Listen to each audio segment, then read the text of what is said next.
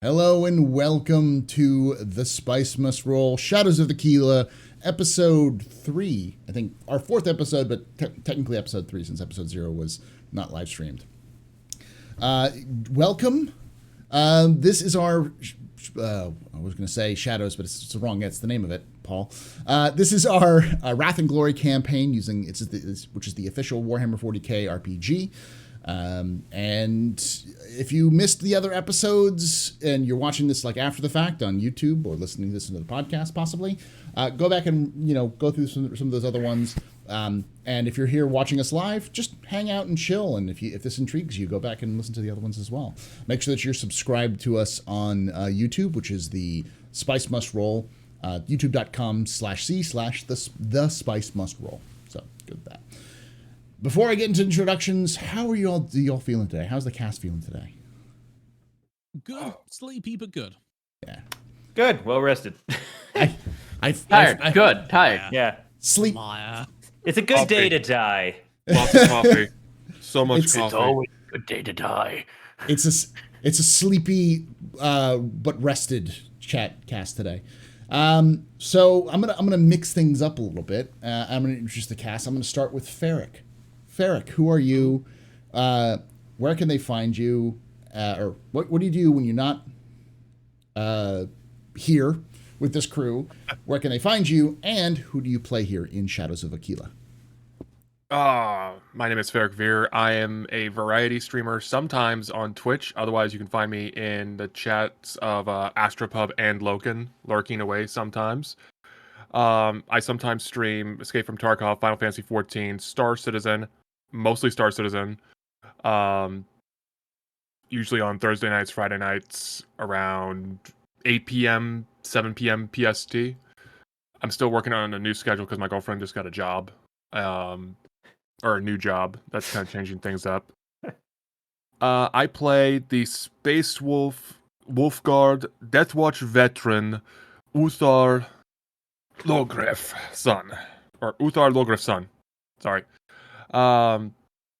Who's an utter badass in close range combat, headstrong, and really likes using his jump pack, and apparently is also, since we found out last session, quite good with grenades. He's got an arm. Mm-hmm. And a very mighty need to make gene stealers eat grenades. Literally, not like metaphorically eat, like literally just down the throat. I mean, he had a nice Dizzy Flores moment last session. Yes, he did. Next, let's talk to Atomic. Who are you? What do you do when you're not here on Shadows of Aquilla? Where can they find you? And who do you play here in Shadows of Aquilla?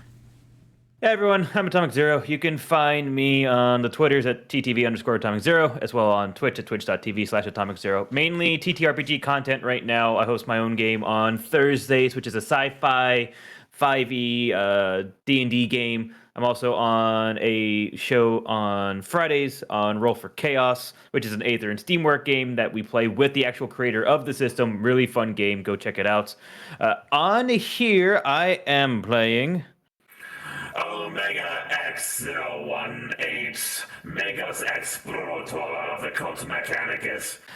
And generally someone that is very ineffective in combat, but I do look at things quite well, and I repair the shit out of things. So that's kind of my role in this whole thing. I also repair people. So when these lovely individuals are being my meat shields, I can at least stitch them up from behind. He also sometimes plays Magneto.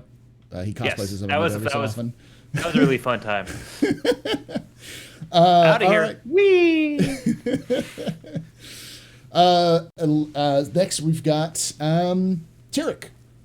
Who are you? Where can they find you? And who do you play here on Shadows of Aquilla? Okay, hi, I am Tyric Durhan. I'm a occasionally play streamer person. I'm not in it today for some reason on my intro. I play Bull, the bestest boy, at least in his mind. And he's big Ogren who just wants to do his best for the party. Even if it's throwing grenades poorly or really well. But not as well as a big wolf boy. He is the Ogren with the heart of gold, and the throwing arm of inaccuracy at times. That was one time. You have a 50% success rate of throwing grenades. I'll just say that. And they're not grenades, they're bombs. There's a difference between those. Grenade, smaller. Bomb, bigger. All right, and last, but certainly not least, we have LokenPlays. Loken, who are you? Where can they find you? And who do you play here on Shadows of Aquilla? So, hello everybody, my name is LokenPlays. I'm a full-time content creator. I do it as a job, so I'm usually live on Twitch most days, and I do a variety of different games, but with a bit of a Star Citizen-centric bias, because I do love that game. But also YouTube and TikTok as well, doing the TLDR series, which is a series of reviews and first impressions on new and upcoming games. So all of that stuff will be linked, I'm sure, so I'm not going to go through that now. However, who I play here on the TTRPG, I am Primaris Librarian Tiberius Sicor, and I am a honorable member of the Ultramarines chapter. So yeah, effectively I go around casting lots of psychic magic baloney, using the warp to our advantage, and I also appear to be the one that does the talking at this point. Mainly because I seem to be the only one that has a modicum of manners and charm to try and get people on our side. So that's me. That's who I play. I'm a librarian, and I like to cast magic and blow people up. He has a melt-a-hand. Not like a melt-a-gun. Not like a melta built into his hand. He just has a hand that fires melt-a-rounds. Effectively. Oh, I should also mention the fact that I also may have a slight penchant for fire, like salamander tier level love of fire. He just learned to love fire because he worked with a librarian dreadnought in the Death Watch. That's why. Yes, a salamander librarian dreadnought. Yeah. That was the official story. Yes. So, and of course, I am Paul Berserker 01 Batman Shelley. I run the Astropub, twitch.tv/theastropub if you're watching this live of that. But if you're watching this on YouTube, I also do YouTube channel, do mostly space and science fiction. I've been trying to break out a little bit more, and Warhammer is always one of my secret loves. So, well, not so secret loves. So doing other Warhammer games and stuff like that. All of us here on the cast are very looking forward to Dark Tide. I know that. So, which has got a lot of information. So, all right. With that all being said, I'll do a quick recap for those of you who are just joining us. The crew is looking for 3 stones of Xenos origin, which are very powerful. They've been tasked by an Inquisitor of the Ordo Xenos to find and destroy these, and if not, they have to deliver them to a third party who has the ability to destroy these. They've already gathered one from the head of a gene stealer patriarch, who had led an uprising, a surprisingly successful uprising on one nearby planet. And now they are heading towards the second stone, possibly, which has been spotted in the possession of an orc war boss who resides on a space hulk, which has been drifting near the system. The orc war boss calls himself, or has been called... let me just find his name. Captain Wirbos. Captain Wirbos. Wirbos. What? Captain Wirbos. Wirbos. Oh, he's a dead Xenos anyway. I shouldn't bother learning the name. And so as you're flying there with your Valkyrie, you come to this space hulk. Anyone who hasn't seen a space hulk, let me describe it. Imagine if you took a ship of 40k, which is these huge kilometers long, like city-sized ships. Then you took 7 of them and smashed them together and warped and tangled them up with rocks and asteroids. They're effectively ships which have been lost in the warp and managed to somehow, through warp weirdness, get smushed together so that you have corridors that lead into other corridors that lead into other corridors, and it's aliens or Xenos and Imperium and Chaotic. It's all sorts of different things, And every so often, these smashed bits of ships will emerge from the warp, and these are called space hulks. They usually have specialized, like the Imperium usually has specialized teams that go in to clear out these hulks and try to recover any artifacts that might be found, or recover any evidence of what happened. The Death Watch, for instance, are the Deathwing Terminators are some of the best ones. Terminators are usually designed for it. So generally speaking, people stay away from space hulks if they get a chance to, because they need to be taken care of by specialized teams. So this one has been in the system for a couple of months, but no one has been managed to take care of it. And the few intrepid rogue traders who have been trying to get access to it, sillily, have encountered an orc, a free Buddha's orc war boss who claims it as his own. He calls it his WAAGHstone Forktress. I do love that. So you're getting a little bit of this briefing from Malik, your pilot, and he explains that he is not going to stick around. He's going to, he knows of an entrance which was recorded by one of the rogue traders that he can land and get you out. But once that, you're on your own. And if you need pickup, you need assistance, he will do his best. But your job is to get that stone. And the stone was last seen in possession of the war boss himself. And with that, do you have any questions for him, or any other questions about this that you might know before we? I do have one question. Go ahead. So the first stone, is that still in my possession? Yes, it's in your possession. It's in a pouch. Okay. Yeah, it's in a pouch, so it's fine. It's not going to do any warp shenanigans, is it? It's just if I'm in direct contact with it. Yeah. Okay, cool. Just wanted to make sure. All right. Anybody else have any questions for Malik before we get in there? Is there Well, air? Yes, there is air. At least that's what the rogue traders said.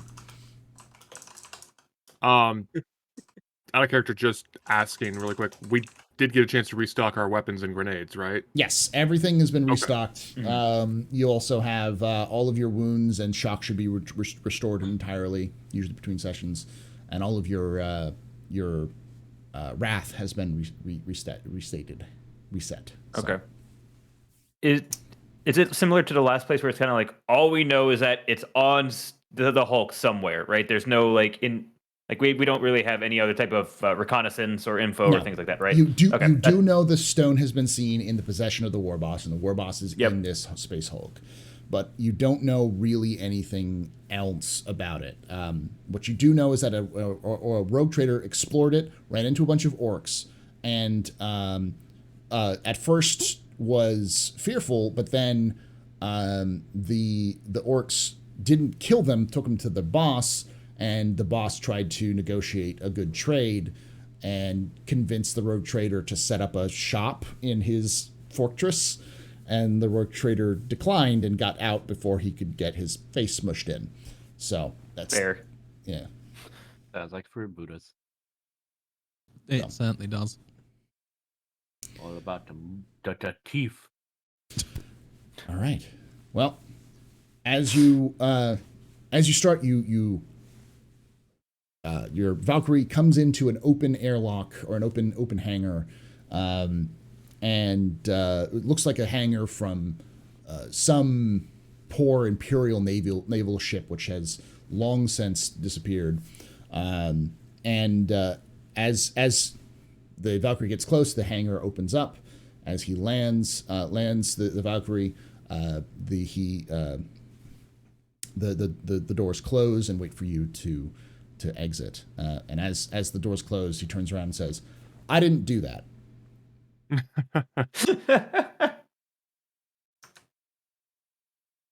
Okay then. So the ship is also permanently locked in here.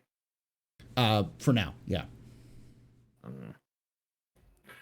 Do you wish for me to attempt to open the doors to let you depart the Hulk? I'll try to do it myself. Thank you, though, Magos. I don't want to vent you all into vacuum too soon. Very well. So, would it be fair to say, just for the sake of this, Paul, so I don't want to keep on bugging you? So I have my optical mechadendrite. I also have implantable auspex. I want to have my thermovision and my optical mechadendrite up at all times. It's like a I forget what they're called. It's a Psi-Nincience goggles or Prescience goggles. Sorry. And then I also want my auspex that detects like energy movement and all of that, kind of just constantly like looping and going. They're out to a certain distance, so if you ever need me to, I'll just let you know. Okay, yeah, that sounds fine. So, exiting out of the Valkyrie, can we see any? How many exits or entrances can we see to this hangar? Is it just one obvious one, or is it is it sort of what can we? Is that are there several paths? There seems to be, and I'll show you, ping it on the map, and we'll get to the map when for the rest of y'all here in a moment. There seems to be a spot over here, okay, and down here, and there seems to be something. There's a room here.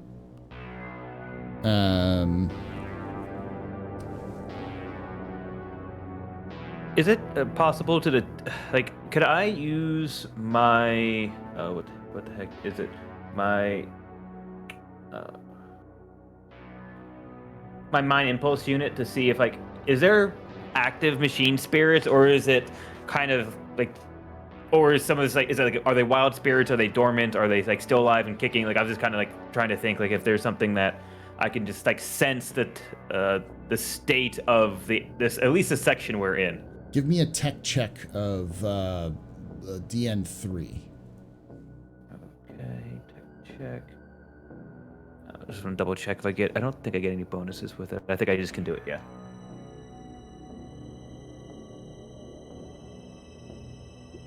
There it goes. 6 total. So yeah, so you managed to do it, and you have 1 above the target, so you got 1 crit. So you actually can move that under glory, or you can push it in for more information. Let's push it into glory. I feel like we might need it. Okay. Yep. So that leaves me with 5. Yeah, so it leaves you with 5, which you got plenty of. So when you try to sense the machine spirit, you sense there are machine spirits that are feral and wild. They're dormant, and they're none, all at once. You've never felt something this weird. It's like they're there, but they're not. They're feral, but they're controlled. They're dormant, but they're awake. It doesn't make any sense. Anyone who may or may not be looking at Omega, this might be the first time they ever show some form of emotion or discomfort, as they're immersing themselves in the environment. All right. Anybody wants to do anything else? Yeah, so I obviously coming down from the ramp and sort of getting at bearings of the surrounding area. I would like to try to detect if there are any psychic influences or warp influences around the place, because obviously this is a space Hulk, so these things like to reside in the warp for many hundreds of years. So give me 2 checks. First off, give me the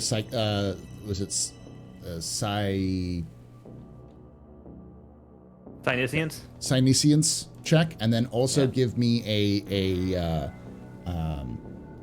corruption check, resistance against corruption check. Okay. Hang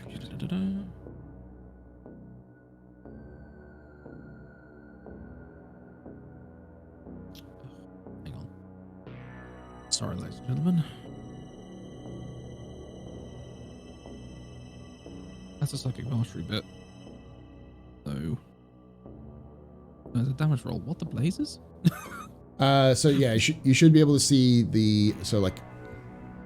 I should know how this works by now, and yet I still don't for some reason. The sign of science. Is it just it's the one that next to dice roll instant duration instance, that first one in the middle of the page, right? So you see psychic mastery, linked attribute, bonus wrath, bonus dice, dice mod, and you see that little black dice that should say psychic makes. If you scroll over, say psychic mastery skill test.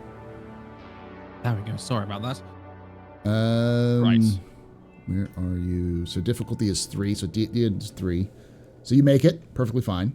And then a corruption. Yeah, so it should be under your abilities or skills. Just look that now. Should say, I think it's under abilities. It'll say specifically like corruption, resist corruption. Yes. Yeah. Okay. Oh, I'm gonna probably re-roll that. Can I re-roll that? You can't re-roll the wrath die, but you did resist corruption. But give me a. Okay. We're going to do. Let me find it properly. You get to finally do a crazy thing. Give me a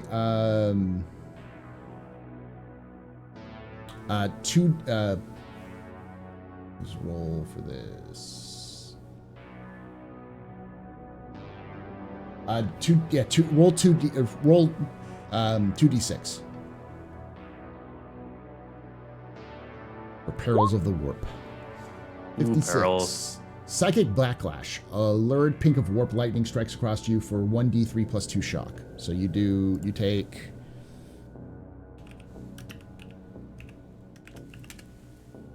5 shock. So you reach out and you're able to tell that there are tons, like the whole place is covered. It feels like a fog. The whole place is just humming with warp energy, and you sense, however, that there is like almost like a bright glow of warp energy in this general area, and also further down inside that direction, you sense even more. You even sense a very big, powerful energy deep inside this, both which are very chaotic in nature. Okay, and I took 4 shock for that. Yeah, 4 shock. So it just kind of like almost, it's almost as if when you were looking, something was looking back. Okay. Right, when I'm not choking. Yeah. I'm gonna sort of cast my mind out, and then I'm gonna reel back almost with my head, sort of casting my hand and reel back, and just so the gritted teeth through the Vox grill just come through and say, "There is psychic presence in this place.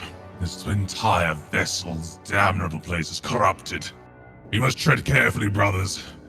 There may be foul sorcery at play." I share the Librarian's concerns. The machine spirit's presence are chaotic and feral. This is a truly unnerving location. We should proceed with caution. This vessel will fight us every step of the way. We must proceed with caution. We must proceed swiftly. and with that, I'd like to indicate to the party about investigating the room off of the left-hand side of the hangar bay. If nothing else, to try, just to try and see if we can at least have the immediate LZ secured, because we have no idea how long the Valkyrie might be here for. All right, who wants to go there first? I mean, I'll go. I'm the one who said you should go there. So yeah, not I. Yeah. All right. First. So, Good. Sorry, I was gonna say, while he was doing his Sicor check, Uthar would have briefly pulled off his helmet and just taken a whiff of the air, and the minute he got a whiff of the air, he just kind of quickly put it back on. He's like, no, nuh-uh. No. Uh-uh.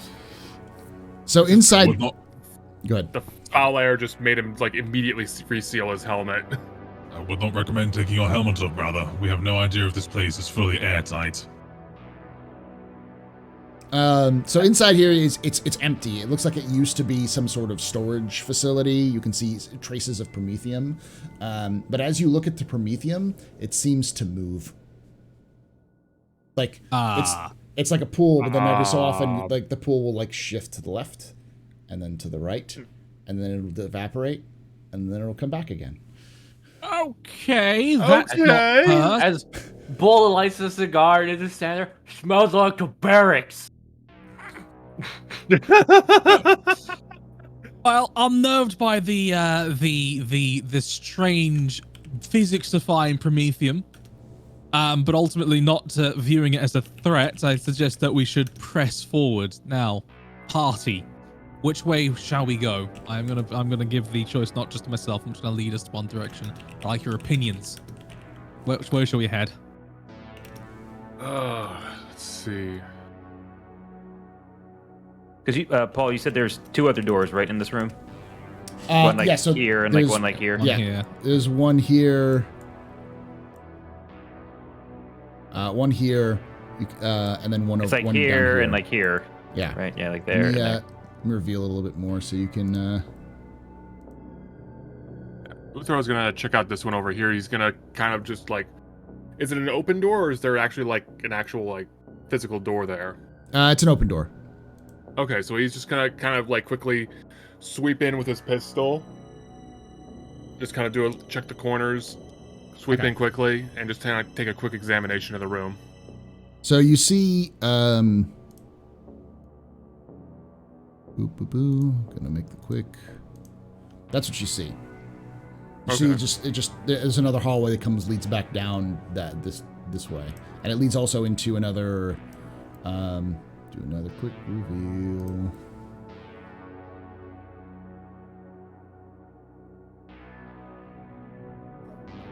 And another kind of, it looks like a hangar bay on the other side. Another hangar bay. Okay.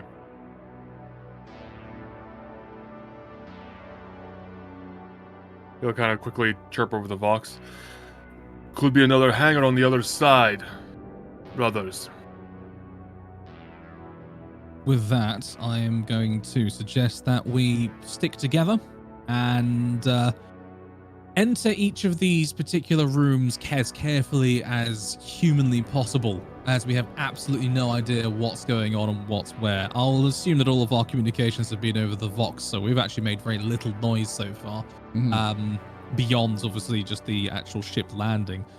So with that, I'm going to suggest that we, again, sort of with the... So, effectively, both Uthar and Tiberius are both in the Death Watch. They will have been trained as a result with the ability to move extremely silently in their armor. They actually probably still have the upgrades to the servos on them to make them quiet. But also to... Death Watch, usually they act like extra forces teams in real life. You know, they'll breach and clear. They'll not just go rushing into a room. They'll, guns trained type thing. So I'm going to sort of basically indicate this to Uthar that we should start to actually move through the space hulks, which we've cleared in the past, with this same kind of precision, and allow the rest of our team to fall in behind us, so that if there is anything bad, the 2 space marines are up front to try and at least take the brunt of it. Okay. I'll just Bull, fall you're in gonna- behind them with the Okay. shield. All right, so you're gonna go which direction? You're gonna go into this next one, or you're gonna go down this hallway? I think we should try the hallway first. What about you, guys? I think the hallway. At least take a peek. I'll take a little peek at the hallway first, so we'll stack up on the hallway and then move in. I mean, if the Ogre would like to go first, by all means, Bulgrin can go straight. I mean, we can stack up on the door and you can go straight through. Since you have a shield and everything. Yeah. No, giant wall. Everybody gets bonus defense. Oh, we are within 3 meters of you. Yeah. So. All right. So, if you want to go first, who's going first? Bull, is it you? Bull is on point. There we go. Okay. Bulgrin. Bull here now. Okay. So this is what you see as you look down the hallway. That's what you see. It's just an empty hallway. So far, you see another room on the other side, but it's everything is very dimly lit. There's very little ambient light. There seems to be some power in the area, but it's mostly like red emergency lights. All right. I gotta step away for a second. I apologize. It's all right. Okay, well, whilst he's away, I will start to proceed down the corridor, just because I would like to get a good idea of what's going on. So I'll sort of come down through here, I assume come down through here. Yeah, I assume he'll come out. So as Bull reaches this point right here, I'm guessing the rest of you are following him. Mm-hmm. Yeah, guys, put fall in. I'm Bull going to suddenly has a burger. yeah. So I'm going to reveal what you should all see here. Boop, boop, Yeah. boop, boop, So, yeah, and my motion sensor is 50 meters, and then my thermal is just anything in visual range. I don't get impaired by dark vision or dark. So let me. That looks fun. Oh, that looks like something interesting. Let me move us around. Double check I get that right. They look like fun.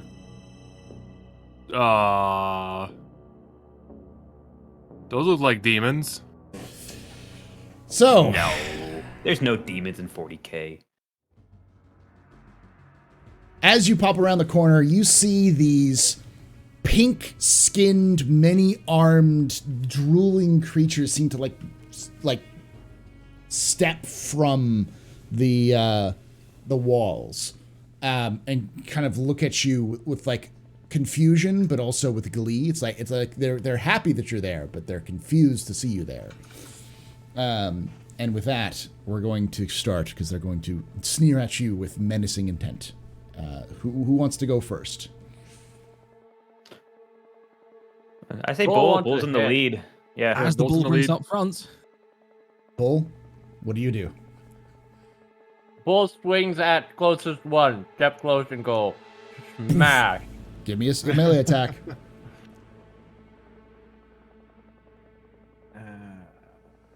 Boop. So you got a 4 actually, because you've got a.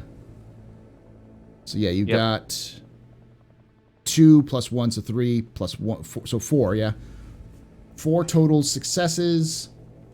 Their defense is 3, so you definitely beat that defense. What is your base damage? The DR. What is the DR overall? 20. 20. Rolled your ED as well. 80 plus 4. Okay. Yes, just roll the extra damage. So you do an additional 2 damage, so 22. And you have any AP on that, Mace? -1. All right. So their resistance is 3 now. So they take the first 3. So that's the other ones. I get to take 19. shock damage. Yeah. 19 shock damage. Right, I gotta do there.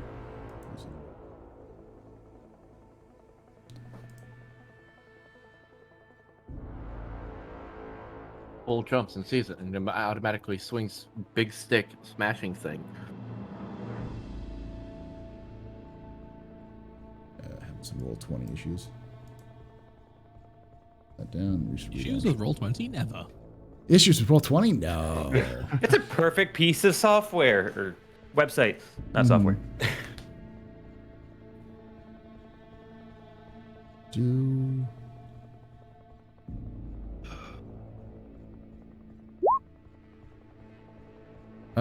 So it manages to soak up 1, so it's dead. But here's the thing. It splats, and as it splats, out of its mouth jump 2 other creatures. Well, that's just damned terrifying. Aww. It's like Would we- whack-a-mole. Would we know what these are? Give me, I mean, those of you who know 40k know who these are. But Yeah, I know what they are. I know, I'm trying to do it in terms of like yeah, the game. give me an intellect check, or any kind of, if you have skills like any skill that might have for this.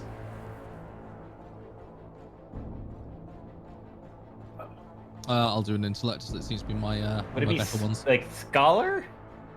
I guess scholar would work, Yeah, scholar. It says measures of like forbidden lore and things like that. yeah. Okay, I will do a scholar roll. About. I'm gonna use. Bull just knows kill. Straight intellect.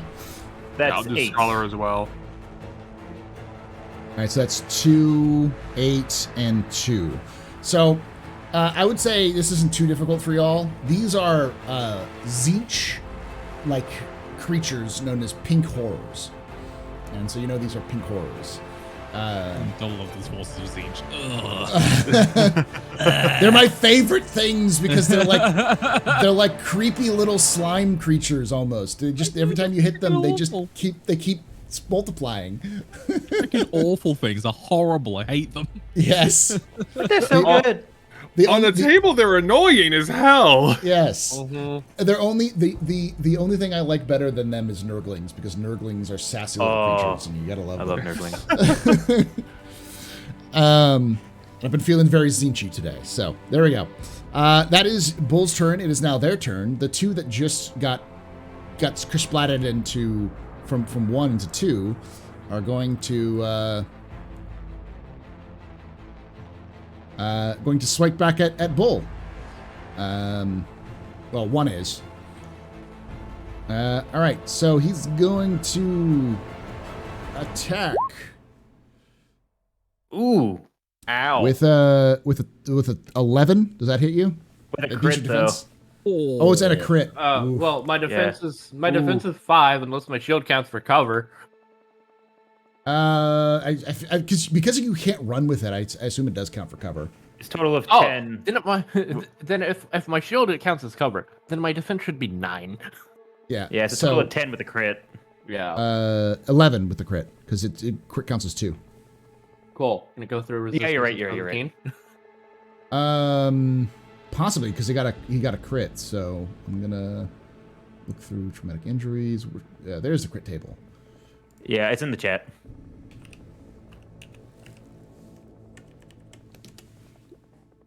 So 33. That is Merciless Strike. The target suffers a mortal wound. And I'm going to spend a couple of wrath, 2 wrath to make it a 3 mortal wounds. So I'm going to gotta use that wrath more often. Or not wrath, ruin. Ruin, yeah. Yeah. So you take 3 mortal wounds automatically. And then they got to do the damage. I don't think their damage can beat you because they're weaker because they're blue horrors now, not pink horrors. But their DR is 9 plus 1, so they won't beat your. Yeah. Wait. That's 9, 10, 11, 12, 13, 14, and but your toughness is your resistance is 15, right? Full. Yes, no? 15? 17. 17. Okay, yeah, you're fine then. All right. Now it's one of your turn. You just saw Bull as a blue horror rings back, and is one of these creatures rings back, and then like tries to hits his shield, and then it seems to his arm goes through the shield and just grabs onto the Bullgrin's arm and just ripping parts off as it's phasing through the shield. Mortal wounds count as just straight up wounds, right? Yeah, you can't move them into shock unless you have some defenses, like a invuln save or something. I needed a double check because this is the first time Bull has actually taken damage. Oh dear. Right. I'll go next then if that's all right. Go for it. Right. So, I'm trying to decide what's best to do. Engage the 2 blue horrors or take out the next pink horror. Probably going after the next pink horror, if I'm honest. Okay. So, Tiberius is going to move past the melee combat of our poor Ogryn, currently getting assailed by phasing matted blue horrors, and is going to move into range of the pink horror. And let's put myself over here, and then effectively I'm going to attack with the old force axe. Get out I and feel swing that's it. going to be the best way of doing things. So let's see what happens. Let's have a swing. So you got a crit, so you get to roll 2d6 on the crit table. I do like 2d6. So that's 2 plus its defense is 3, so you beat its defense by 1. So you could shift 1 over either into glory or into extra damage, right? Extra damage, but you also automatically get a glory because you got the crit on the wrath die. So I will shift it into glory, please. Okay, so we're going at So the I'll push glories. it both into glory. So max. As for the crit, We're max Sorry, go on. gloried right now. Yeah. max glory. So as for the crit, there we go. So that was a 12. Ooh, So order that's a 66. 66, which is a Execute all that. grisly amputation. I do like amputation. The foe's limbs removed with extreme prejudice, leaving their body in a crimson arc. That does sound very Ultramarine. I like it. Roll 1d6. The result, you can choose which limb.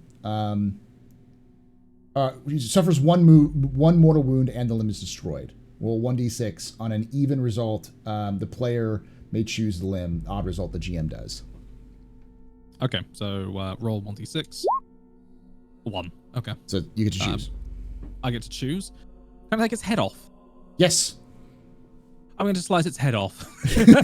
You've been the executioner. This. I know. I'm showing up the Emperor's executioners here. Yeah. I really am. Now the minimum damage is what, like 20 something? 26. 26. So Yeah. they may be able to resist it. I'll have to double check this. There's also 2 armor piercing, just to make sure that's all. So its it is. resistance is 2. So it only reduces to 24. Plus roll your extra damage die. Should be Extra damage the die? little. It should be the little damage die next to the weapon at the very end, the little red one. Oh, the damage roll wrong. Yep. Okay. Yeah. So, which you do 26, 27, 28, 29 damage total. I don't think they can do this, but we can try. Nope, they're dead. They are dead. Excellent. They are deader than dead.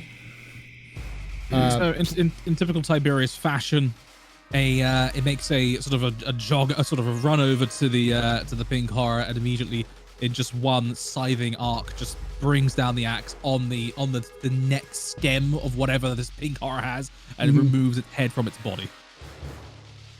And as you do, it explodes, and then 2 more blue horrors show up at the outside of it. As you're bathed in the crimson blood of the pink horror. Now it's their turn. The other blue horror is going to attack Bull again. Remove the pink horror. Boy. Is it because I went and grabbed Burger? No, it's because you went forward. That's 2, 3, 4, 5, 6, 7. So it doesn't beat your defense, right? Your defense is no. 9? Yeah. It's so- 9 if we're counting the shield. Yeah. Because like we're counting it as cover just because you can't run or charge with it. You have to walk with it. So I'm counting it as moving cover because it makes sense. Now it is one of your turns. You managed to like block deflect one of them. So. Oh, Uthar, I choose you. Yeah. Hey. Uthar is leaping into combat. I'm gonna strike this one with my frost axe. Do it.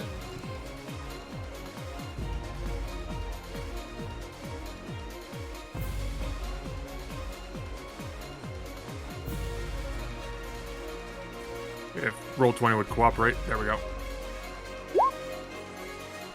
That's at 3. least 3, which would do it. Yeah, 3. So 3 did it. Barely hits it, but you beat its. Or no, you tied its defense. Tie goes the defender.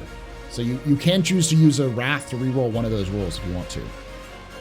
I will use the wrath to reroll one of those rolls. I want this thing dead. Can you use Wrath to reroll any number of failing dice, or is that something else? Only one. You can use wrath to reroll Okay. any failing dice, but except for the wrath dice. You can't reroll the wrath dice. So no. So you don't manage to hit it. You manage it kind of deflects your blow as it comes in. Now it's one of the other one's turn. This one is going to try to shift out of combat. He would do such a thing. Right. And I believe I don't believe there is an action that you can take. You might be able to. Attack of opportunity? Yeah, like an attack of opportunity. I think as long as you you take an action to do it.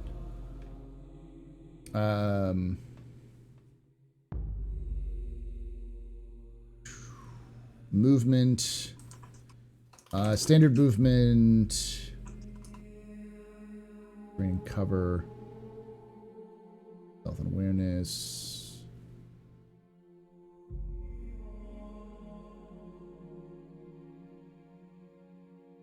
There's nothing that says about fall back. You can use this combat action to fall back from close combat any number of threats. You may have used your movement without suffering reflective attacks. So that's 4. So he's just going to try to fall back with. So there's a reflexive attack. You can make a reflexive attack if your target uses the fallback actions, or cannot. If your engagement range and the enemy is choose to move out of engagement range, you may use a reflexive action. So both Uthar and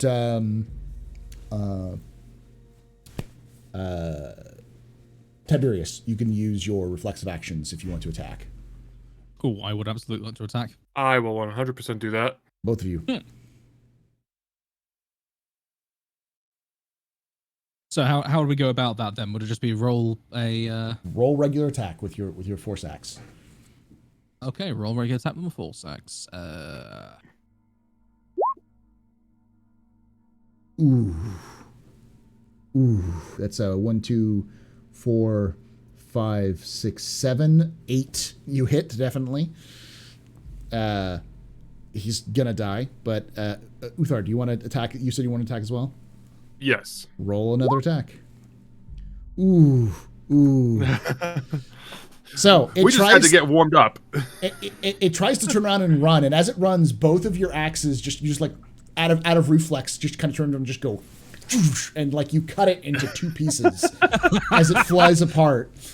But as it flies apart, 2 more arrive on the scene, and it bursts into flames as it does, and two little flaming things. They're small, but they're like living flames have erupted from it. Goody! This is gonna be fun. How many more 30 things is this thing gonna spawn? What are those dolls that you can take apart and there's a smaller one inside? The nesting dolls? The nesting Matryoshka dolls? dolls. Yeah, just that's basically what we're dealing with. Kill one of those, another 2 will show up. All right, now it's your turn again. Well, it's just me now. I will attempt to do thing. I will attempt to do a combat thing. Okay. Everyone stand back. So I'm going to move down here so I can get an angle. That's going to be the first thing I do. Then I am going to do something that's probably ill-advised. I am going to pull out my arc rifle, and I'm going to attempt to shoot something. Now, I don't know based on vision rules. Hold on, let me make it so that you can see my pointer. Is this the only one that I can actually shoot at, or could I shoot at either one of these guys? You can shoot at that one, but you can't shooting. Because I just don't know. They're shooting when you're engaged, but I was looking. It doesn't seem like there's anything about someone shooting into combat when there's somebody else involved. That's like, I feel like this one's the safest in terms of risk of hitting someone. Range The little attacks. flamey boy. Well, we're in honorable melee combat. You can't. So I would assume you can't shoot into it. I'm double checking. Firing into melee. When using a ranged attack against a target who is engaged in melee, there's a chance the shot goes awry. With the wrath die result of 1, the ranged attack is made against the random target in the melee range instead of the chosen target. That's fine. Let's shoot. Yeah, we're fine. So yeah. Okay. I'll shoot at one of these little flame guys. We'll see what happens with it. Okay. This is with my arc rifle. I have a whole dice roll of 4, so that's a nothing. Oh, and you failed on. All right, we're doing scatter die time, baby. Scatter die. All right, roll. And on this day, somebody dies not from the enemy, but from a teammate. I don't think your arc rifle can do much damage to your teammates, so you're good at that one. Roll d6, and I'll tell you which. It has a decent DR. 3. Okay, so it's instead of attacking. Do I also have to succeed on the attack, or is it just if I crit at all? If you just have to succeed. So because I didn't have any successes, so I just didn't know if the shot goes into the ceiling. Like I didn't know how the roll worked. Yeah. So you miss, but it hits over here. Okay. And because your DR didn't work, you kind of aimed for him, but you're not used to doing something like this. So your arc rifle just arcs, and it arcs over Tiberius's head and like next to the blue. So the other blue hole.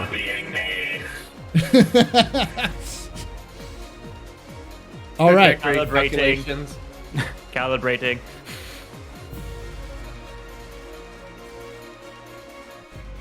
All right. It's from methane fumes.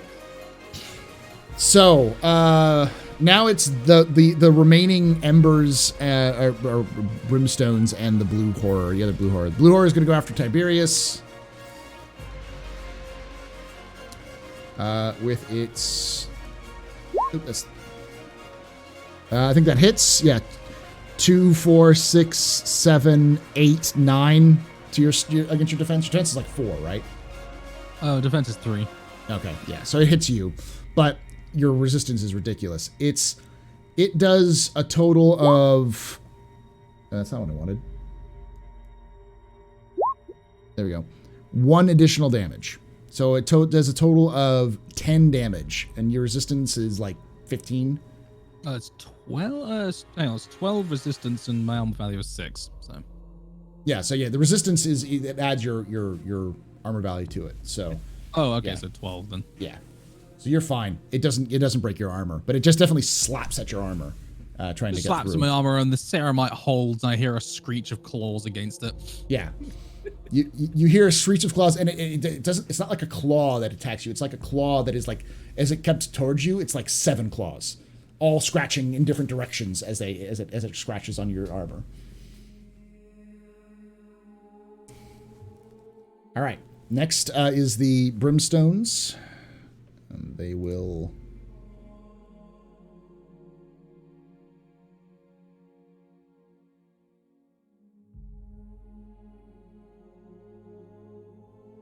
They will do, one will do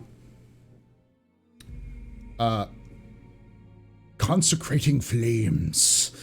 We'll try to burn the Oghren. No, it's in melee range. You can't do that. Yeah, one will attack the Oghren. Or attempt to. What do they have against Bull? You You're showed the up biggest target first. on the field. Yeah. Boop. Let me try it again because it's not wanting to work.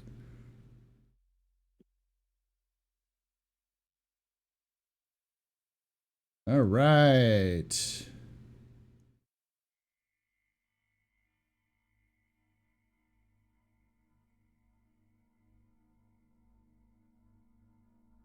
Okay, it's still not working. Excuse me. Bless you. There we go.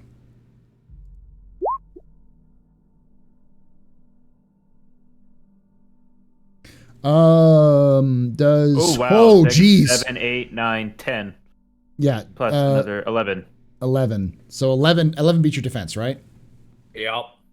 Yeah, but it may not. It's probably not going to defeat your because you didn't get a crit on anything else. But what your defense is 5, right? Defense. It's 9 with the shield, 5 without. You should be a +2 for cover, but you also have the abilities where you're in cover, you get an additional bonuses, right?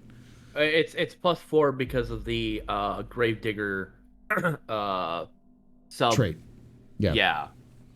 So that's 1, 2, 3, 4, 5, 6, 7, 8, 9, 10 +1. So yeah, so you can move 1 over into the dice. We'll try to do that. Nope. No, that doesn't break your resistance. So this little flame comes out, and you feel a little bit of warmth as it whops by you. And the other one's going to attack. You know what? He's going to shake things up. He's going to attack Uthar. That is 4 against your defense. It's my defense, which is sizable. Like 4 or 5. Yeah, 4. Yeah, so it doesn't even... You feel warmth waft by you. All right. With that being said, it is now back down to you again. Y'all's turn again. Who wants to go first?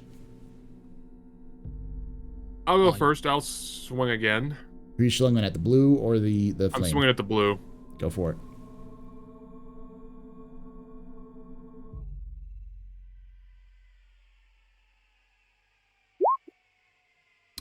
You hit this time, but you also have a complication. Oh boy. What would be a good narrative complication from missing? I think I have an idea. Roll. What's the base damage?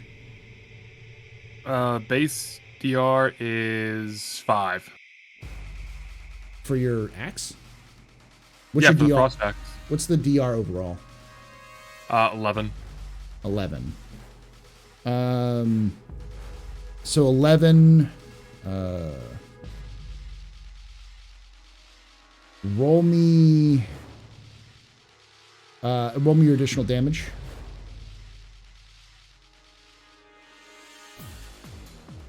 Additional damage? Let me see. Yeah. The ED is like what, +3 or 4?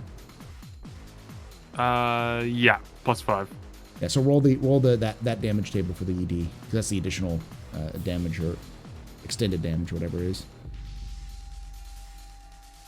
And I'm guessing you want to. Oh, geez. Do you want to push any of those into glory? Or do you want to push those into extra damage? Because his defense is 3, and you have 1, 2, 3, 4 additional, but you can't push more into glory because you're max. So you can add 4 additional damage die to this if you wanted to. I'll add 4 additional damage. Okay, so under the DB, just put that as to 4, and then roll. Yeah. Put that to 4. There we go. So that's 6, 7. So 7 additional damage on top of 11. So that's 18 damage. Can he save it? I don't think he can. Try though. No, he would move on to shock, so he's dead. So here's the complication, the narrative complication. As you come down with the axe, it gets stuck in the blue horror, and as it dies, it explodes into flame, and your axe gets thrown away with one of the things over to here. Oh, hang on. Let me pick out my character sheet. Where? Right here. Yeah, like right there. Okay. Yeah, you'd have to go, like, it's on the other side of where they are. So. Oh, they better not run off with that thing. There's one here. And one here. Oh, they're on top of it. Okay. Yeah. It's not It's ideal. wedged in its face. And then the blue horror next to Bull is gonna try to do that again. Didn't it already go? Because it was the first one that hit me. Yes, but this is the top of the round because Uthar went first.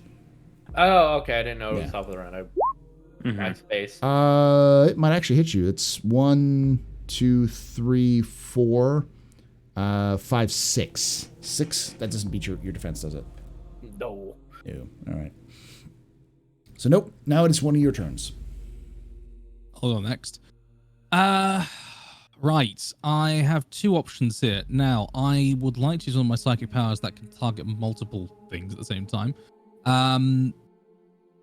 If I'm using a psychic power that is fire-based, is it going to do anything against these little on-fire dudes?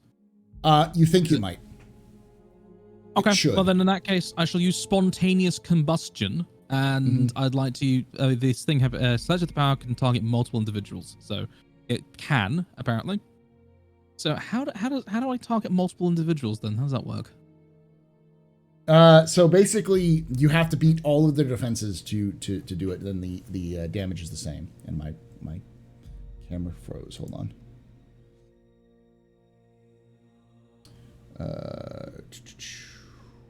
You're just looking very intently at something. Yeah. Very, Yeah, all right. intent. There we go.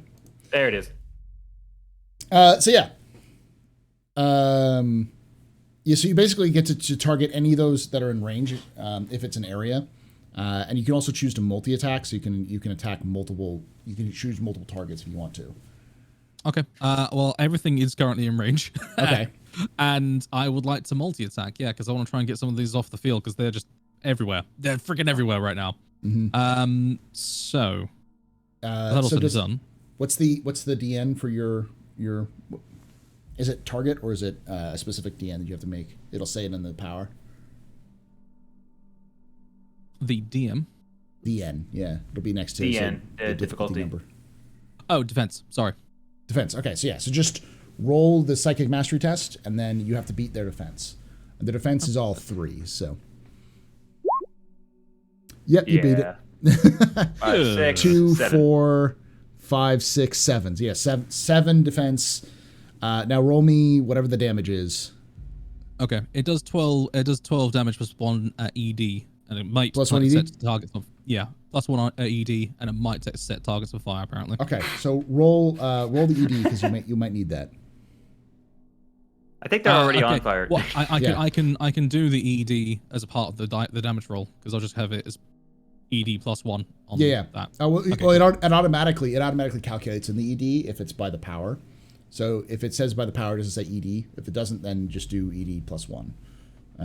You would beat bonus die for 1. Let me see your thing. I'll look at it and see if it automatically does it. It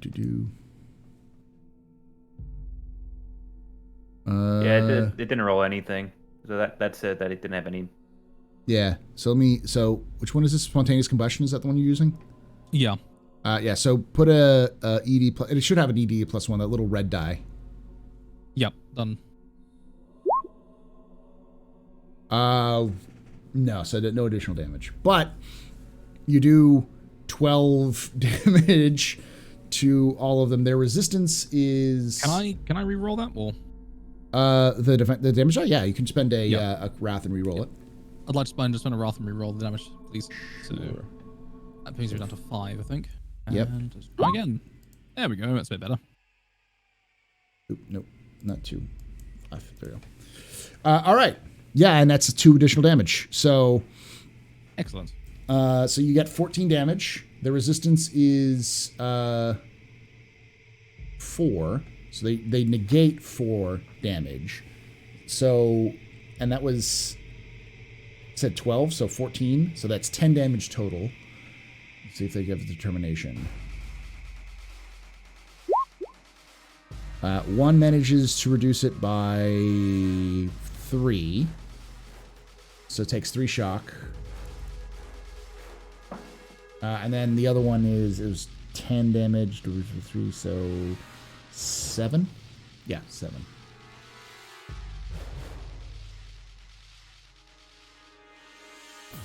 Okay, and then the blue horrors, same thing. So if they have a determination roll, they do not reduce it. So that's a total of 14 damage, which means they are dead. Hooray! I have been useful. Whoever's still living has to succeed on a DN4 agility test or be set on fire. So they have to set out DN. Okay. Technically, they all are on fire. Yeah. I don't know if it actually. They might be able to just be immune to fire, but if they're not, they could be set on fire. The fire is on fire. Yeah. I'm gonna roll for all of DN agility test. You said 4. Yeah, DN4 agility. Okay. Where they get the fire condition. I think they're fine. Yeah. That's it's 4. Yeah, it's 4. Yeah, they're fine. All right. Now there are a bunch of other smaller guys running around, but the 2 blue horrors are dead. So they're now nothing but fire. Fire everywhere. Oh, Yay, fire! I like fire. All right, so was that an action? Yes, it was. Yep. Okay. At this point, I want everyone to make a DN3 fear test. Fearless, I do not need to. Yes, so you're fine. I have something like Order of the Sound Mind. You get like a +9 to dice to roll against it. So I get +4 to resolve and fear tests. yeah. Yeah. Yeah. So you roll. I think the fear is you resolve. You roll resolve for that. Resolve. Yeah. Okay. What the devil is my fear? It's under resolve. It'll be under your attributes and traits. Attributes and traits under resolve. Okay. Uthar, you need to go back to like learning because this is the second time you failed a fear test. Reroll one of those just because you're a space marine. I'll let you do that. I got Yeah. full. I'm like, I'm a Primaris space marine. Shouldn't we get a bonus against this or something? You should at least be immune to fear. I don't know why you should be fearless as a trait, but I don't know why. Yeah, I really don't know why they didn't just give us like, and they shall know no fear as a trait. Right, so I need to put the modifier up to 3, don't I? Yes, because you also have the ability. You have those abilities. I like how the Ogren, who's normally scared of small spaces, has less fear than the Space Wolf. Go through this. So yeah, Stardies, you're immune to the bleeding action, +1 to the test related to one of the implants. Oh, so you get a +1, I think, for that. You did a +1 for it. Yeah. So you would have passed. Let me see if you would have passed any of those. No, you wouldn't have. So yeah, you're under the feared condition, but you do pass, but you have a complication. Tiberius, and I think I'm going to use the same complication. Whereas Uthar conditions, Uthar is fear, which just means that if you fail, you suffer 2d and you have 2 +2 difficulty for all your tests, and it lasts to the end of the scene, or you have to pass a leadership will test. So you cannot. Your complication is that you've, like, now that you see these warp fire, that it's dancing around and morphing around you, you're so focused on trying to keep them in front of you that you can't help Uthar break out of the feared state. And Uthar, I'm going to play it like this because you're a space marine, you know no fear. But one of my favorite quotes about from a space marine is from, I think, a member of the Death Watch, who was like a Terminator, who said something to the effect of, I don't know what fear is, but when I was hunted by a group of gene stealers, it was the most I ever felt like being prey. It's not that you fear. Yeah. It's not that you feel fear. It's that you feel helpless in this. It feels like it's almost pointless because your weapon is now gone. One of my weapons is gone. I still have a pistol. Yeah. Your weapon has been yanked from you, and this thing just, every time one of the things die, they explode into more. So you just feel like this is pointless. Like you don't know how you're going to beat them. So that's what I'll role play it as. There's just so many of them. The thought in my mind is they just keep coming. Yeah, it's just not stopping, and so that's why it's just feeling almost hopelessness. So what was my complication? Your complication is you can't help him break out of the fear test. Because he has to pass a leadership test. Got it. You're just so focused on like the warp fire in front of you and trying to contain that. Yeah. Got it. Okay, cool. So now it is, I believe, their turn. Do I roll that leadership now or do I roll it after? On your turn. Okay. So, one of the guys that can go after.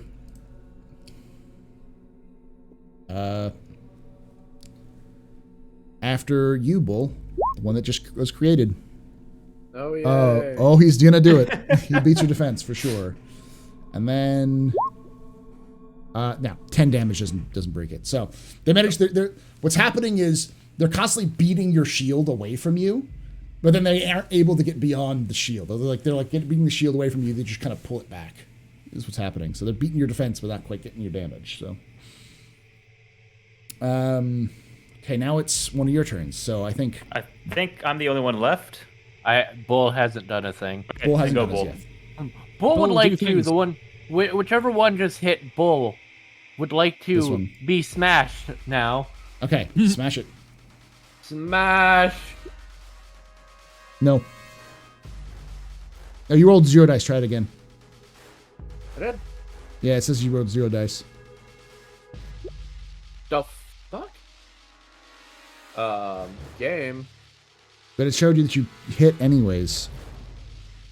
That's fine. It went through for some reason. So you got 2, 4, 6. 6. So you have 1 moved over. Do you want to add that to your damage? Yes. Okay, so roll 1 more bonus damage for your bonus damage die. Shoot. So 1 more damage. So what's your damage on this one? Like 20 something? 20 and then ED plus 4. Yeah, so it's 21 is what you got. So, Okay. which is more than its wounds. Doesn't do it, so it dies. And you smash it, and the flames just kind of snuff out as you smash it, and it's gone. Nothing pops out Hey, again. Oh, good. we found the end of it, guys. Finally. Oh, thank goodness. All right. Now it is their turn. This one back here, because I think I've only done 1 so far. He's going to try to shoot through and hit you with what is it called?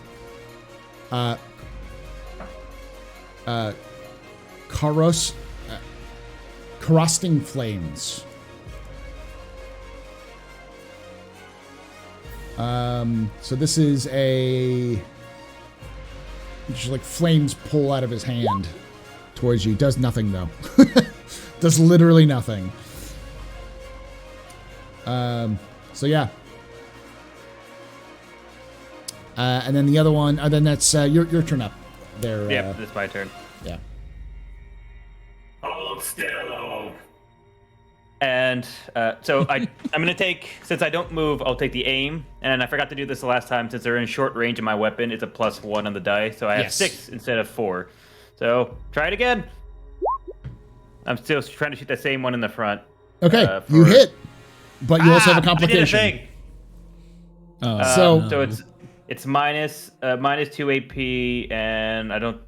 Roll a d6. And there's 1 ED, because you're yeah. firing into combat. Roll a d6. Oh, I did roll I did. Damn it! I didn't notice that. I was too excited that I actually succeeded on a shot. But there's so many of them, right? The odds are in favor. Yeah. Which one were you shooting at? This one in front of you? The same one. Yeah. Yeah, the same one up front. So 3. Let me see the scatter die for that one. I think it was the same result as the last time.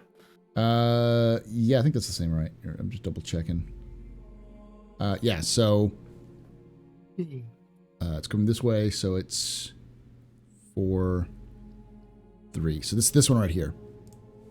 Roll me, or what's the base damage for it? Hold on. It's okay. No bonus. So it's just a DR 14 -1. Okay, so they're dead. This one just explodes and snuffs out. So you managed to get 1. Success. So I forget which one went. I think it's just 2 more that'll go because it's like 4 were created here. So one is going to go after Uthar now that he's disarmed. Not really. It hits. I'm going to move those into bonus damage as well. Because your defense is like 5, right? 4 or 5? Yeah, 4. It's 4. Yeah, it's 4. 2, 4. 1, 2, 3, 4. Yeah, so 1 bonus damage. 1 more bonus damage. A total of 10 damage. Does that beat your resilience? No, because your resilience is like 12, right? Yeah, my resilience is 12. So nothing. Doesn't do anything. But then the other one is going to go after. It's going to shift forward and go after our Ultramarine Tiberius. Attack. No, that's pathetic. No. He rolled with a what? Sorry. Go ahead. He rolled a 12d6 and only got 2 successes. Primaris has just basically sidestepped this flurry of attacks and just almost imperceptibly shakes his head. Just no words are uttered. All right. Now it is top of the order. Who wants to go first? I'll go if that's okay. Go for Yep, it. that's fine. Thank you. Right. Try and see if I've got anything else that can deal with lots of things at once. Not got that great at AoE, I've got to be honest with you. Sorry, crowd control. You know what? Just because I haven't used them, I want to use my hand flamer. I'd like to burn something, please. Okay. Burning fire with fire. With holy sanctified Promethean. It is an anathema to the demon. So this it has a spread characteristic, doesn't it? I don't actually know. I can tell you what I've got on this chart, which is basically it's DR7. It has a salvo of 1. It's got a yeah. It's I don't know. Let me check the warm. So it probably has a spread because there's one it's called spread because it's like all flamers have spread. It's definitely got flamer, which is attacks with the flamer ignore cover. You hit the if you hit with the target flamer, blazing liquid fills the space, and you target in a straight line. Anything in that line is also hit by the attack. Okay. You can also increase the spray if you any hits. You can shift attacks directly to increase the range and further on if you need to. And it also inflicts the on fire. So okay, so if you can see on the chart right now, I would probably like to fire it in this direction. So I'm firing the nozzle of the flamer away from the team. Go for it. And I'll probably try to hit those 2 horrors in the way. So right, let's see what we do. That's 3. It's what you needed. And you had a crit roll of the crit on the on the stone. Yeah, so 2d6. Oh, 2d6 mistakes. Yeah. That is a 10. Oh, 64, sorry. 64. That is appalling detonation. Oh dear. Okay, so they don't have any explosives, but the way that I'm going to this, so the target suffers 1d6 wounds, and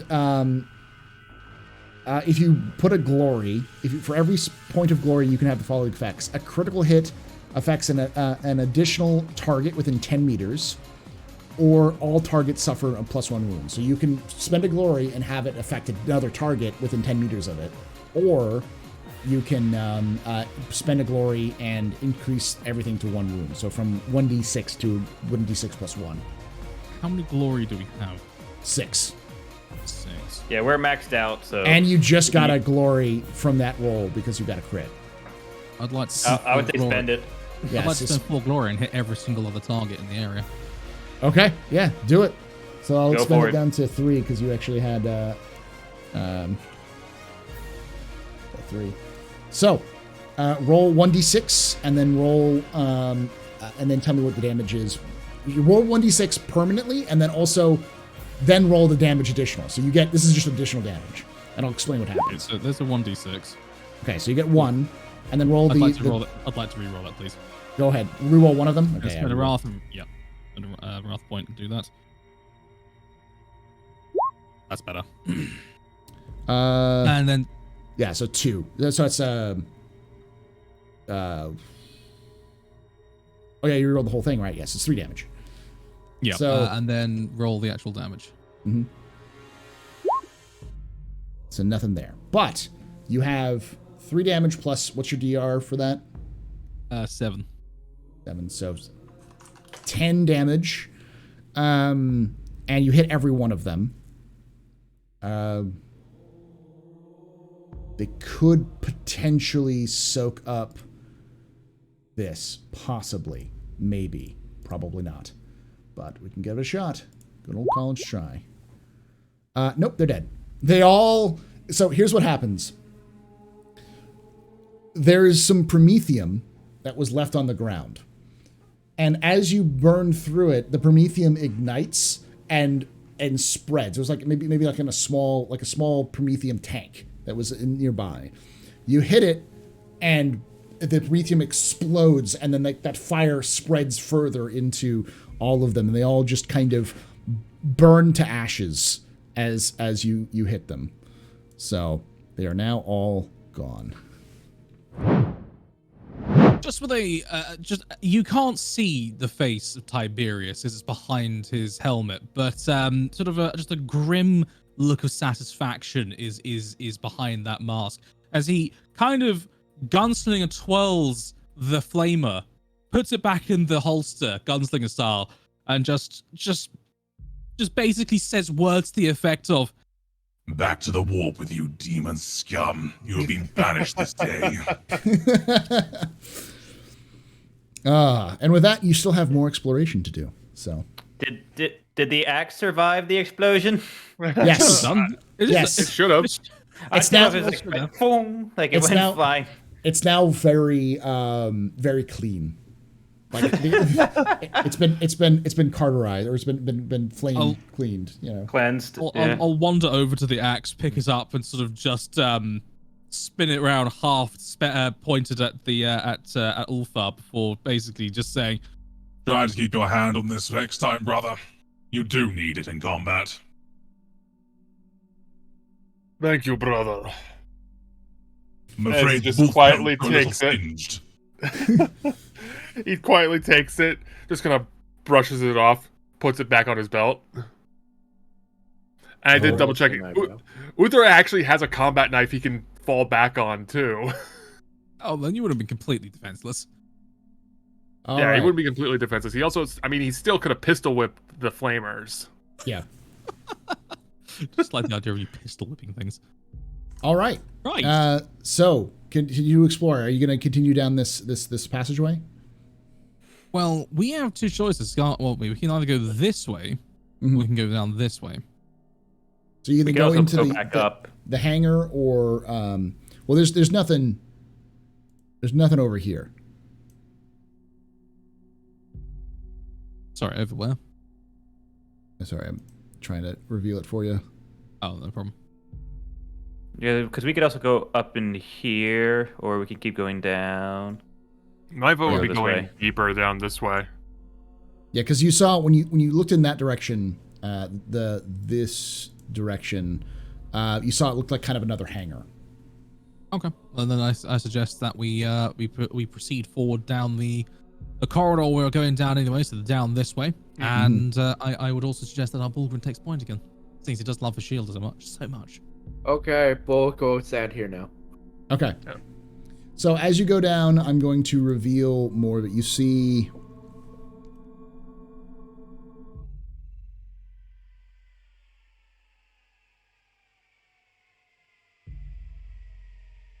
So you see this.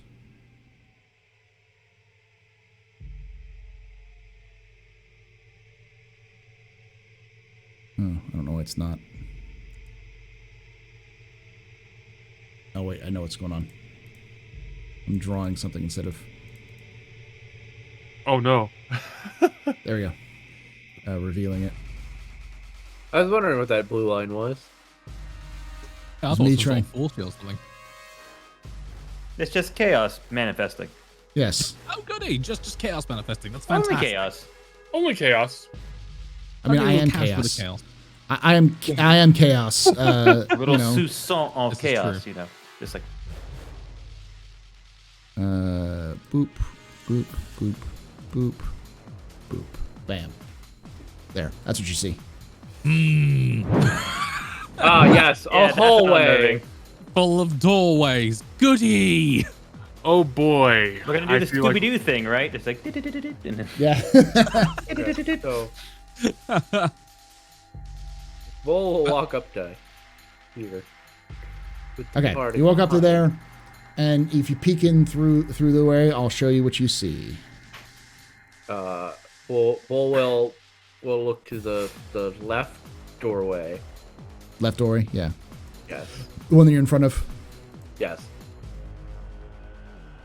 That's what you see.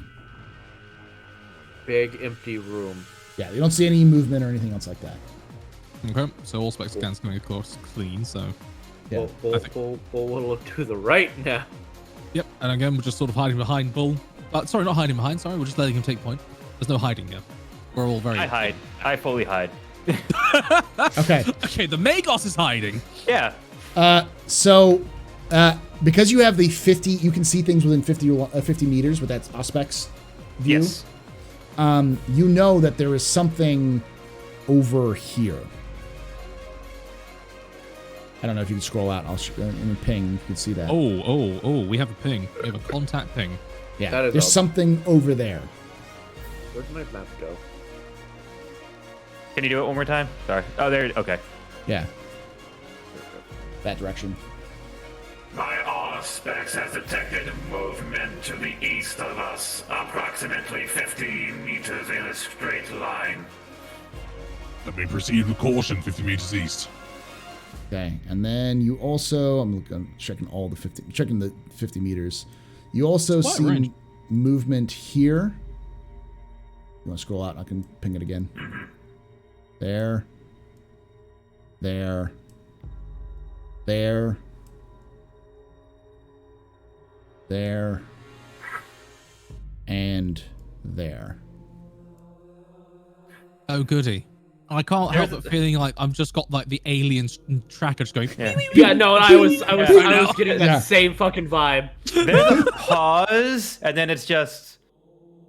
There are multiple detections south of us, approximately 50 meters. I count upwards of 5 contacts. To the east is a single one. On the heads-up display of the helmet, I'm reviewing the data the Magos is transmitting to us in real time, and just sort of you'll see a sort of just a shrug of like these giant pauldrons before. Well, we are here for our job. We must find this orc, retrieve this artifact. If we need to cleave through every one of these contacts, we will do it in the name of the Emperor. All right, and then this is what this room looks like when you peek through. I did it again, didn't I? I did. Yep. You did, yeah. There we go. Boop, boop, boop. There we go. Okay. Just another. So that's big... that room is a dead end at the end. Yeah, it's dead end at the end. Okay. Yeah, I'll, So Bull's just like looks over at Tiberius, goes, "Which way do we keep going? This way, Cecil?" Tiberius is just going to point forward, like just a hand gesture, nothing else. Okay. Forward, Bull. Goes there and stops, and then looks at Yeah, the looks left inside. and then the right. all right, I'll reveal it for you. Bull knows tactics ish. We should all be very worried.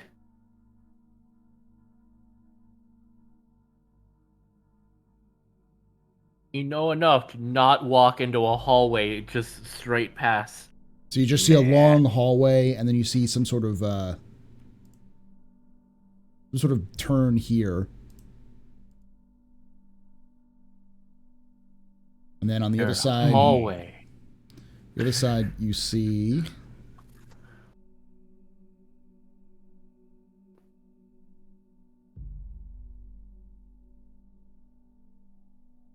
another long hallway there.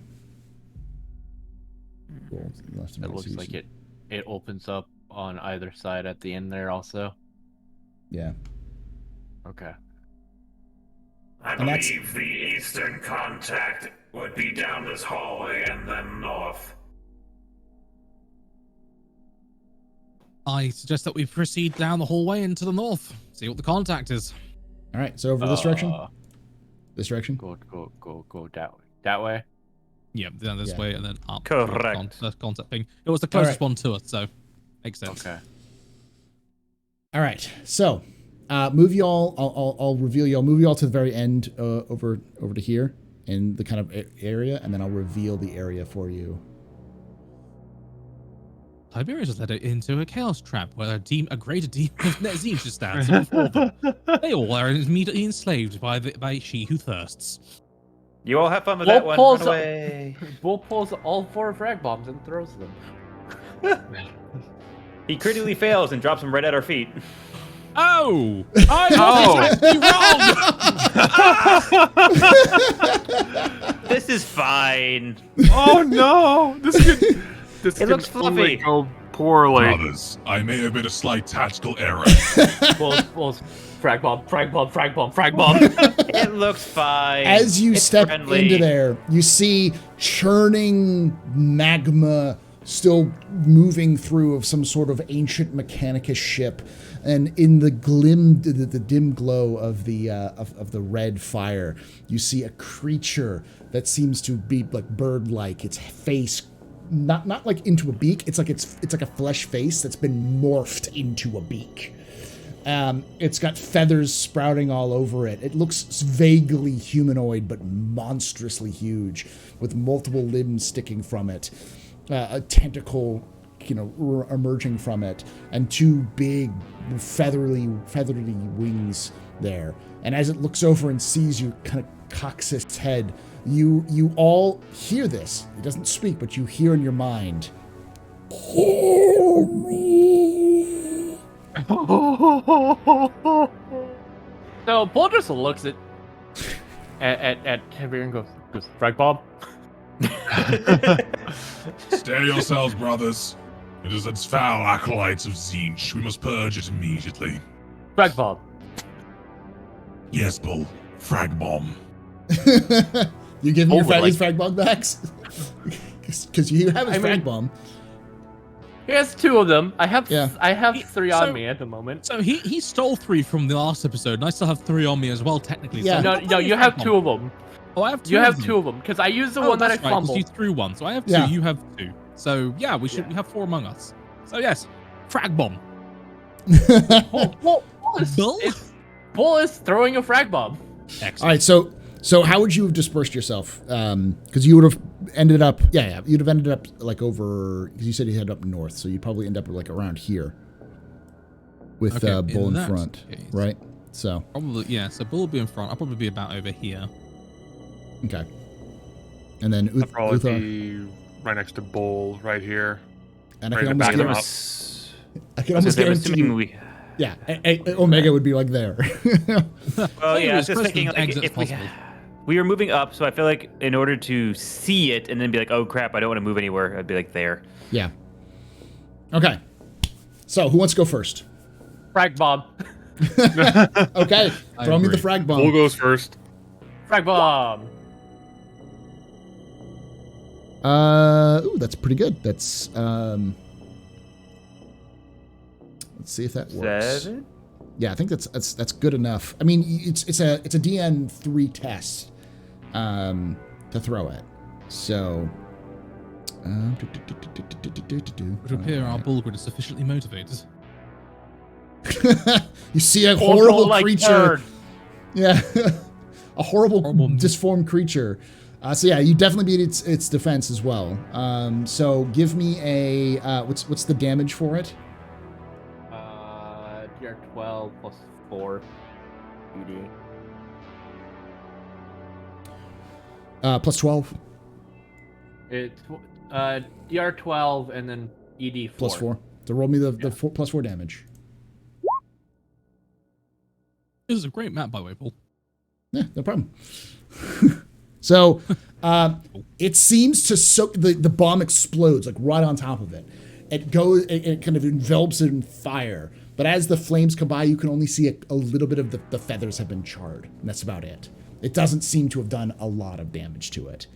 And it's also going to try to do a determination, which it soaks up 2.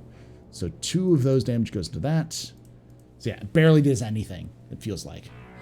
I need melter bombs. We need an intervention. It's a goddamn demon. Also, everyone, now that you've seen it, does a what is it? A DN 5 terror test. Ow. Okay, resolve. Don't fail me now.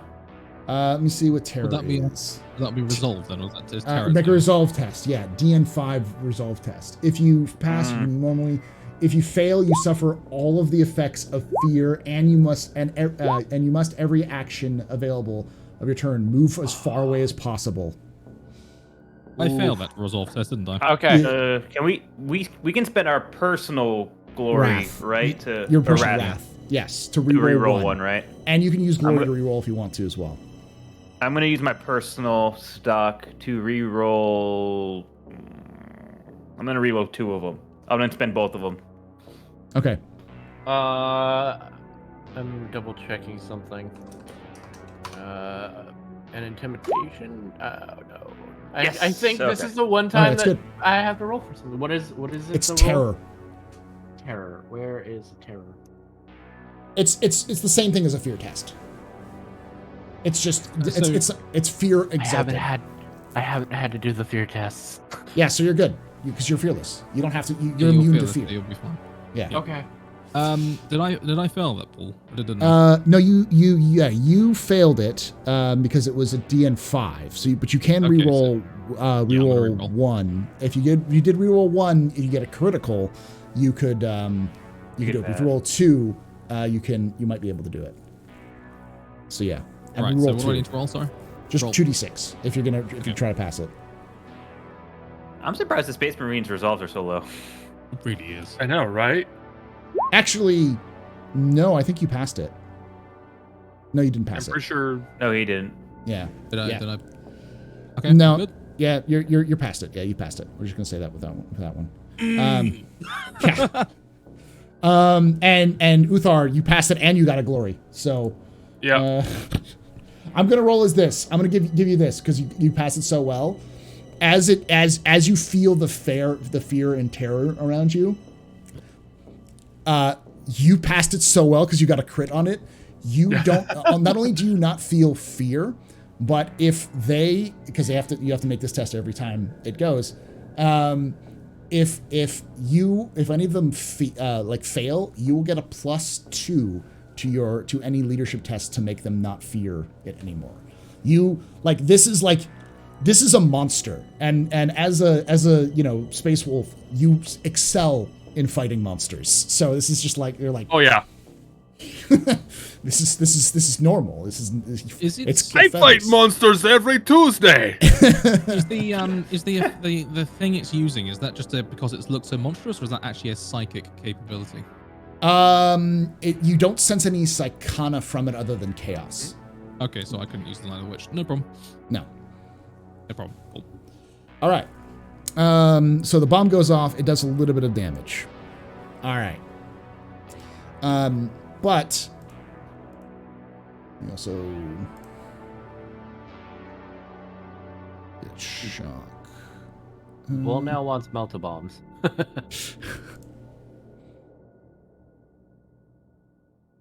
Okay. So now it's its turn. It is going to roll a 1d6 to see what random mutation it has. Oh, goody! Oh no. Boy.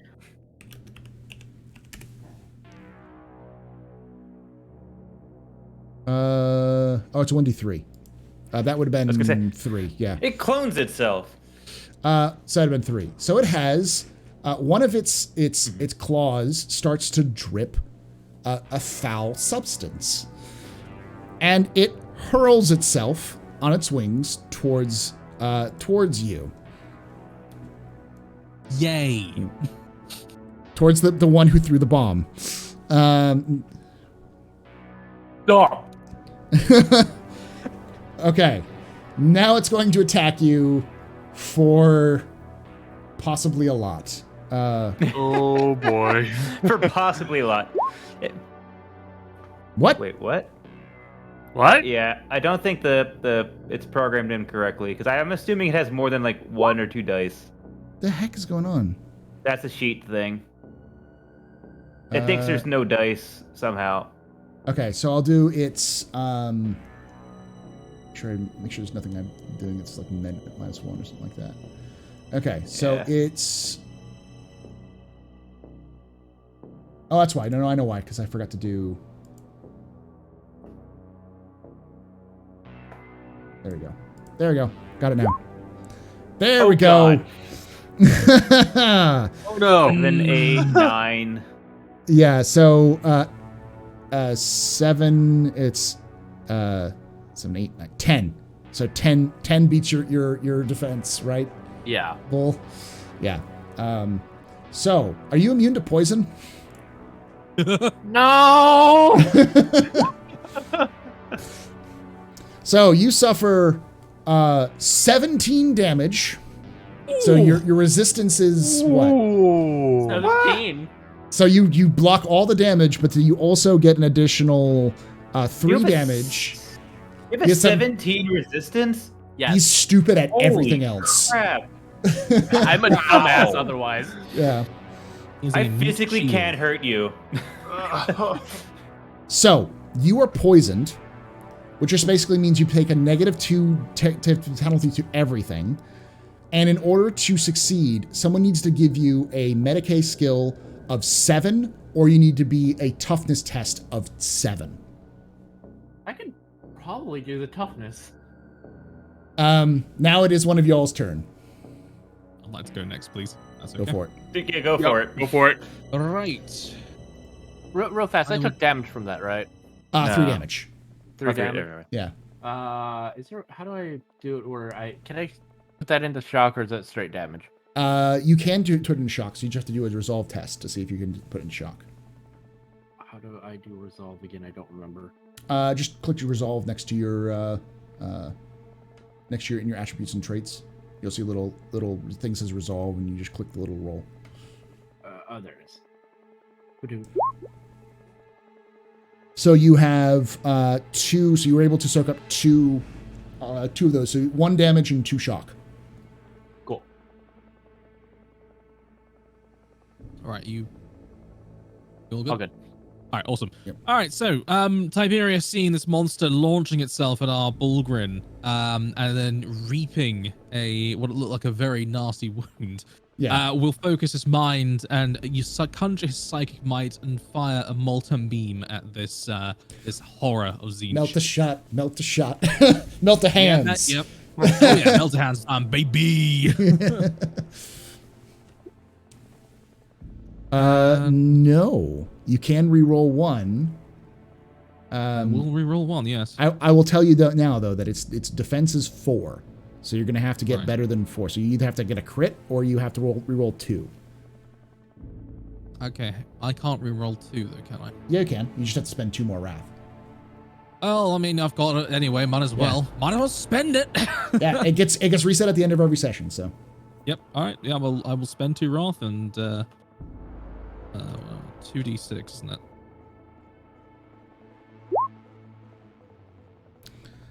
so you get an additional 2, and you get 3 hits additional. So yeah, you hit with that because it's against its defense, right?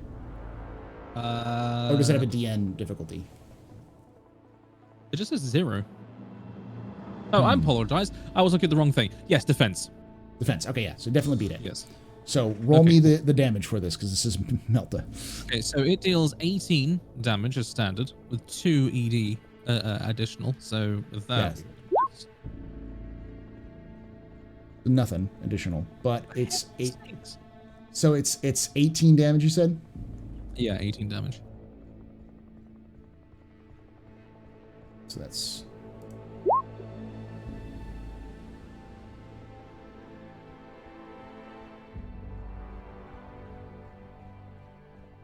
One, My 2, rolls being 3. mean.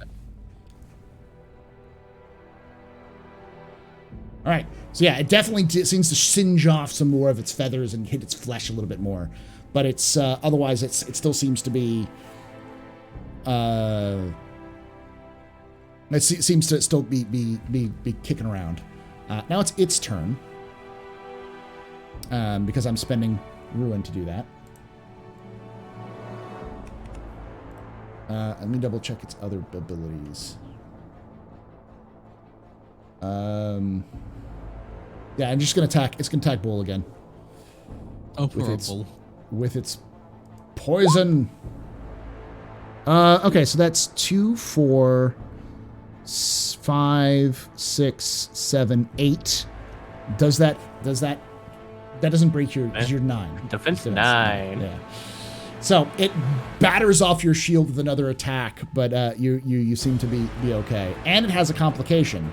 The complication is, as it batters off your shield, it actually you manage to like grab on, like your shield managed to hold on to the to it, so it's no longer able to make an attack. It'll have to remove itself with a simple action before it can attack again. You manage to like trap it a little bit, like against the wall with your shield. Just bash it against the shield. Just bring the shield down on its arm. Yeah, there we go. Seeing this, I'm going to shout at Uthar. Brother, attack from its flank, it is snared. Which Uthar would just simply nod as he draws out the frost axe. Okay. And next chance to attack, I will attack it and strike at its flank. What's your turn? It's your turn, mate. All right. Striking here. Okay. And I'm just turning for flavor. And I am going to strike.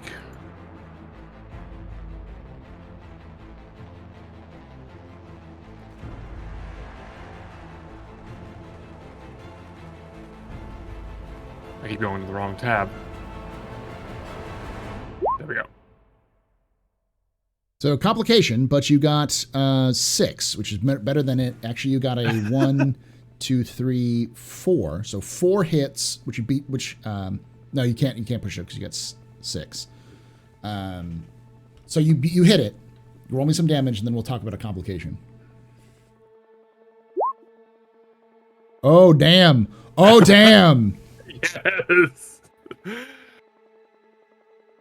Okay, so that's 2, 3, 4. That's 6, 8 additional damage, and your base damage is what? 11. Base damage is no, base damage is 5 for the weapon. Total DR is 11. 11, yeah. So 11 plus 19 damage.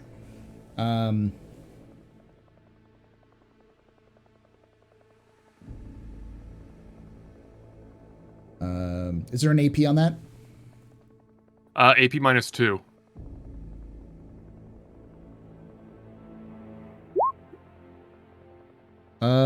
It manages to save turn 4 of it into shock. Okay. It is now exhausted, but you manage to turn it into...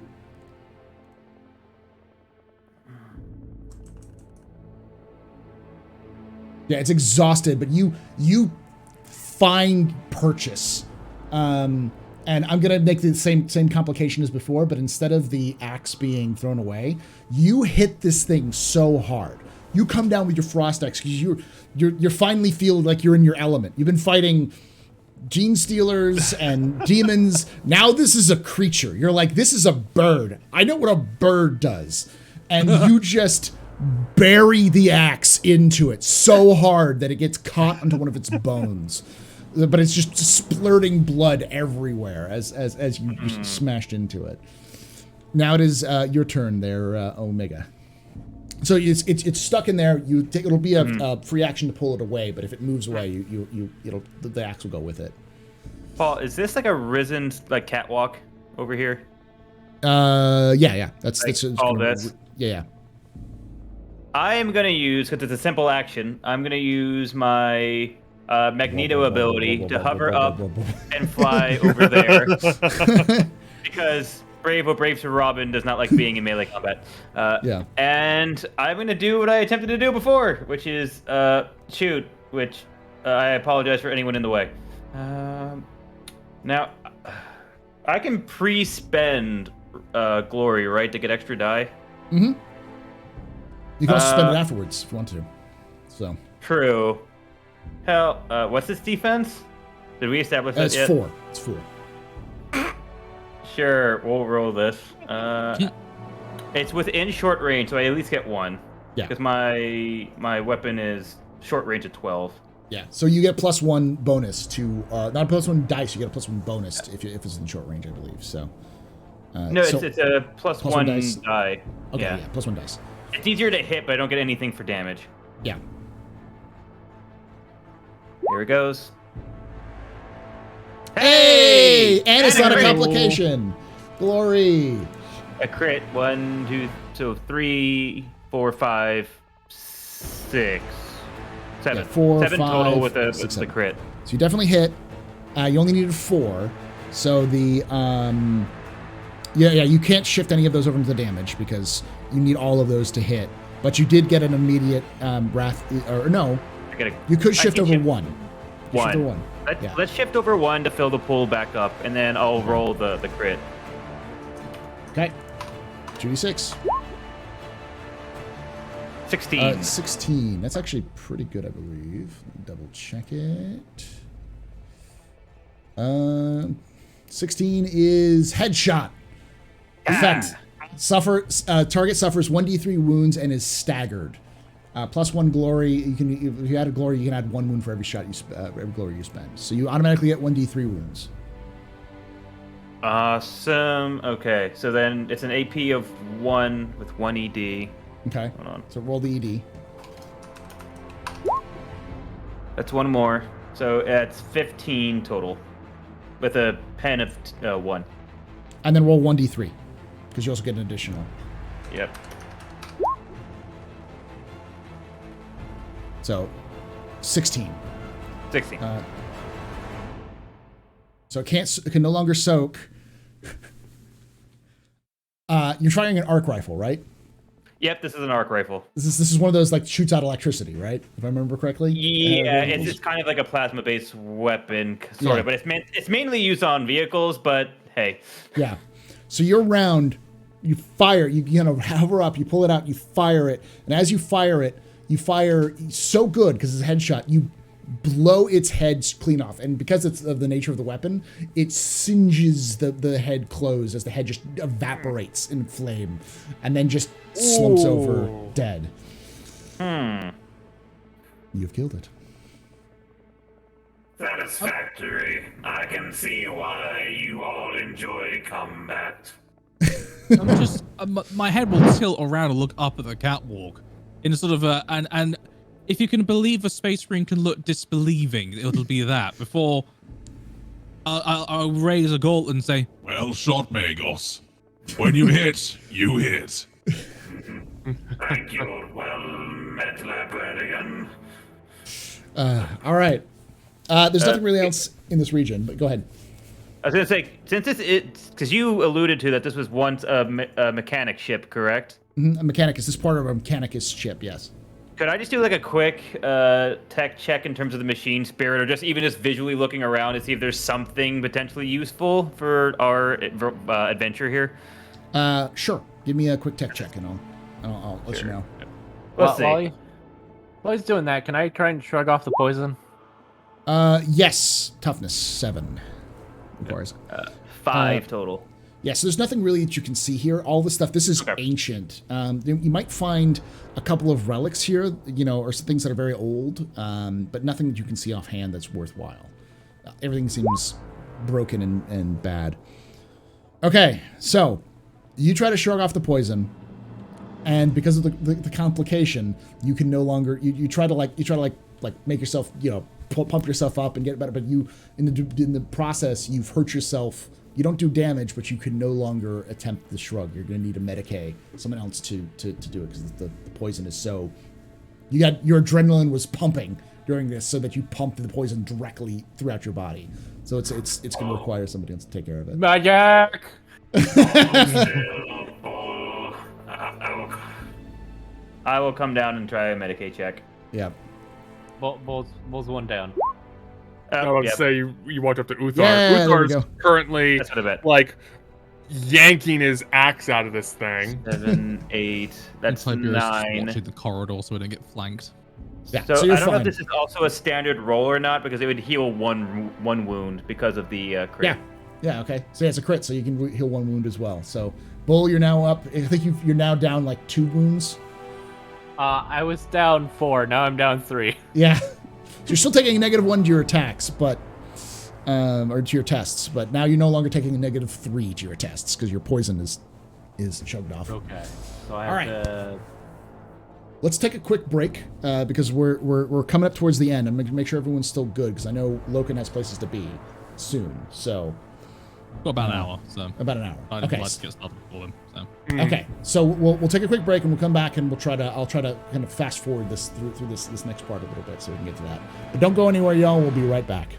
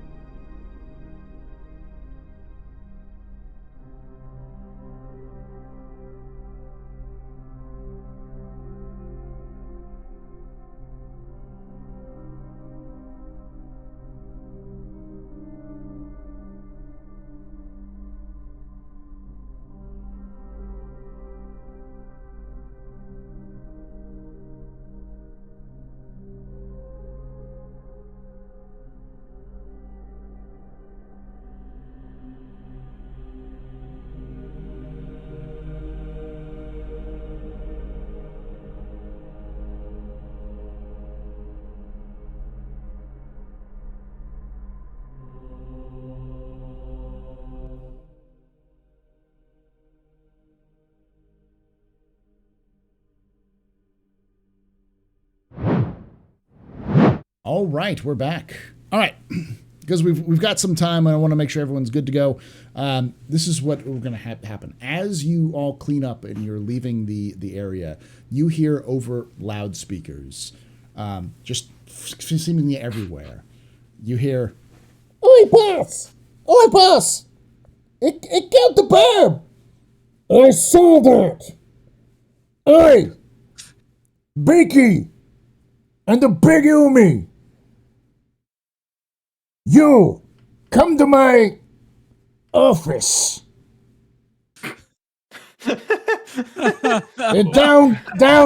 It's south to where you are. If you're smart enough, you'll do it. The idea So of we've an been orc having an office is awesome. We've been. It appears we've been contacted by the orcs. Where'd the voice Indeed. come from? Loudspeakers, Bull. Loudspeakers. Yes, we shall proceed. It okay. would be bad manners to ignore the invitation. Yes, So- but I imagine this is not going peacefully.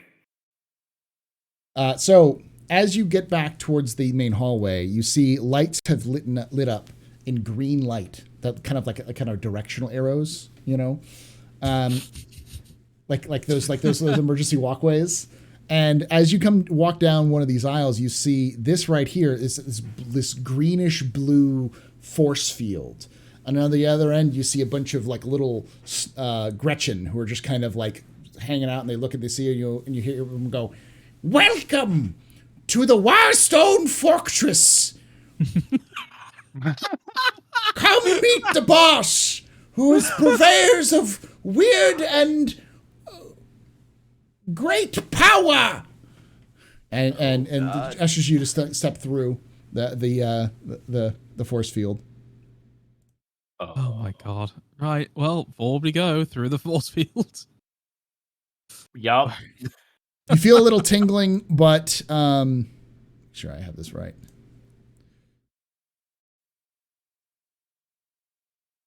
You feel a little tingling, but in general, it's weird, but it works. It doesn't really hurt you at all. I'm trying to reveal everything so you can see as you're walking down.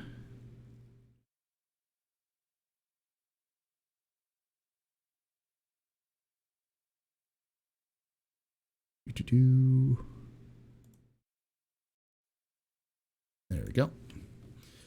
You see a bunch of Gretchen right there. It lets you through. And as you walk down further, kind of the lights leading you down, you see in the hallways right about here, groups of about 80 orcs on either side of the hallway, standing there with their arms crossed, watching you as you're walking down the hallway.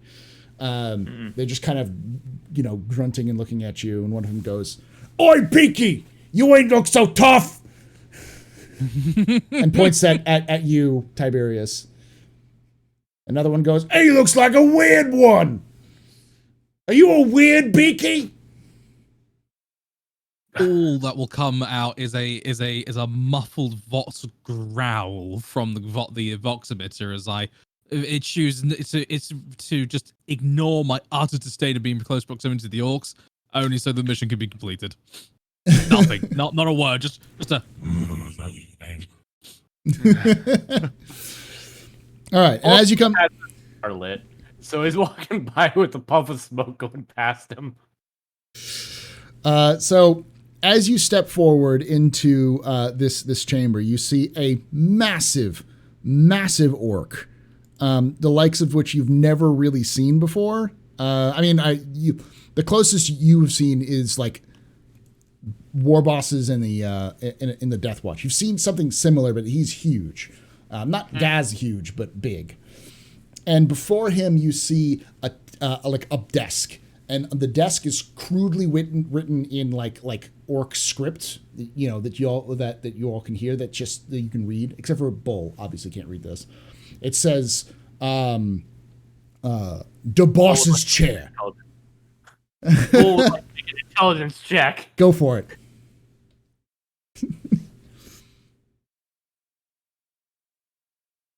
Bull fails horribly. Bull, Crit fail. you think it says servant of the Emperor. You are hesitant to attack him now. That's the complication. Because you try to read it. Okay. And as you step forward, he kind of stands up from his chair and goes, "Welcome. You boys seemed tough and rough enough to kill my bird." I can't do orc. He's now suddenly southern. Enough to kill my bird.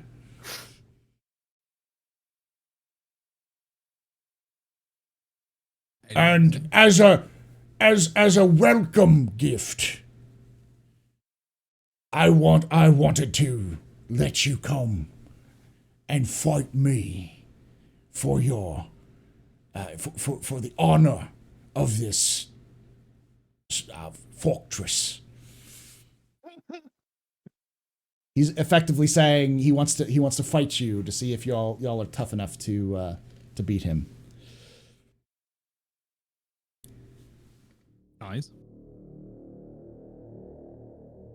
Anyone? If I win, I will let you Beakies and Yumis leave. If I lose, you get one of my things. That is assuming you live to see yourself lose. There we go. There's my prideful space wolf. Oi, Beaky, you may not have dealt with us orcs very much, but the thing you have to understand is orcs is never beaten. He just draws his frost axe and just kind of levels it at him. We will see about that. You just gonna attack him? Yeah, he's gonna attack. Okay. Spent a lot of time with Tiberius. Ragnar. I see. This is gonna be a leaping attack. He's jump packing. He's Tiberius obviously Yeah. draws his own axe and just basically says, You may test that theory at your own convenience. before watching his brother launch himself into the melee. okay. Everyone, give me an awareness check. Oh boy.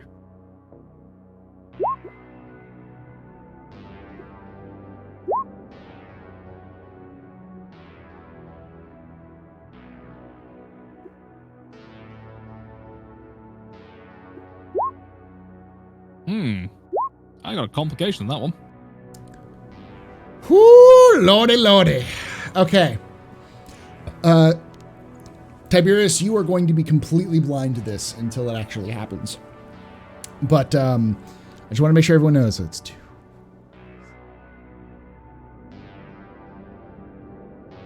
Okay. And then Omega might... Ooh, wait. Bull might be a little too stupid to notice it. Yeah, I also have all my Your all my Auspex. aspects and stuff Yeah. going. So, as you two draw and are moving towards the front, Bull, by the way, you're really confused by this whole thing. You don't know why anyone wants to fight him, the orc. Okay. I don't get why. Oh, okay. Me watch. Okay. With cigar. Just sitting there watching Yeah. with cigar. Somehow has a bag of popcorn there. Don't know where it came from. So the only person who can see this is let me move the camera properly. Is the Megos. But there's a group of orcs that are super sneaky. Oh. That have moved behind you. Only the Megos sees this though. So you all going first. Who wants to go first? I'm guessing Uthar wants to go first. Yeah, Uthar. I already committed Uthar to the jump pack attack. Okay, give me the attack. All right. Do you want me to roll pilot because he's just so close? Give me a pilot and then a pilot check. But if you succeed with a pilot check, I'll give you a +2 to your attack. Because Okay. normally you can't charge this distance, but I'll let you give the charge for that one.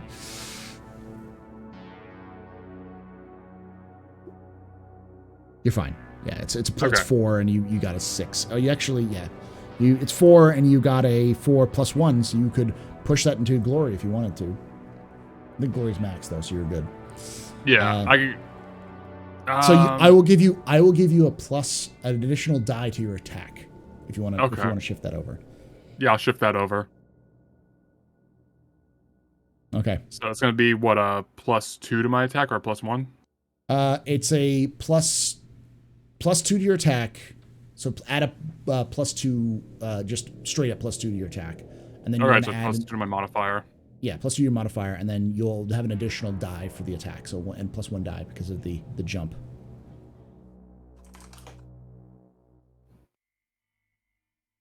Okay. Let's roll that. All right. Where are you, Captain Weirdballs?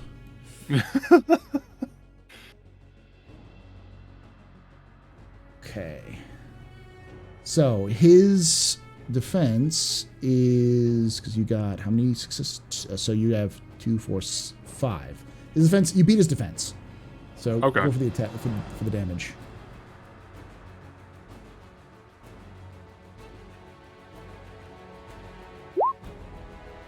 Jesus.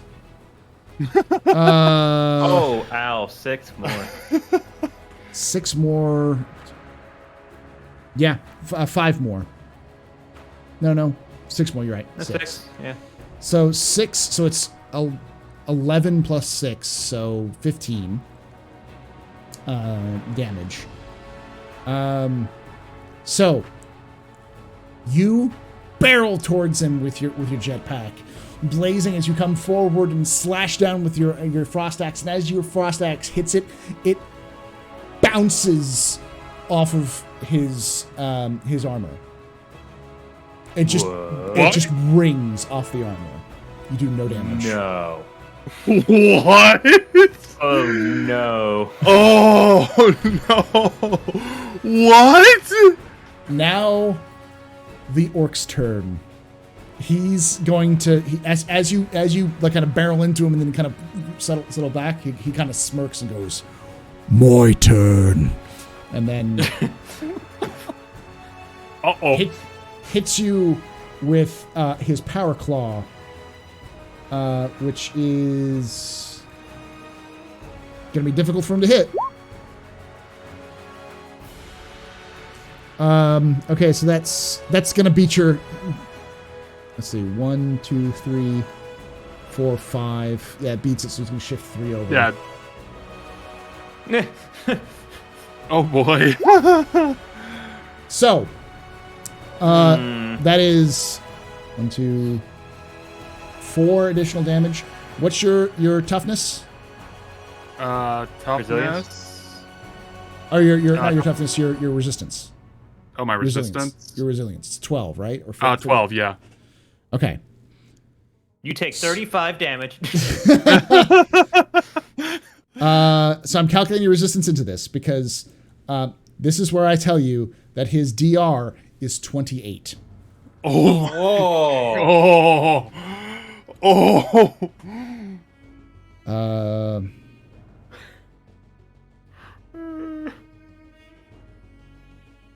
Do any of us even have the ability to break that? So what's your wounds? Depends on if he's a vehicle or not. How many wounds? My wounds are currently at 14. You're gonna have to do some resistance for this one. Do some shock because that was 20 wounds he just did to you. Oh god! Oh, I only have 9 shock. It's okay. You can if you have because that's 20 wounds. It's 20 wounds, but it's oh god, what is it? It's 20 wounds, but you your wounds your total wounds is what, 12? You said? 14. 14. My total wounds is 14. So you only need to save 6. You only have to do 6. Okay, so that reduced my shock down to what, 0? Because I just soaked all of that. If you did resolve, yeah, you have to do you have to do a resolve test or determination test. Okay, so let me do that test really quick.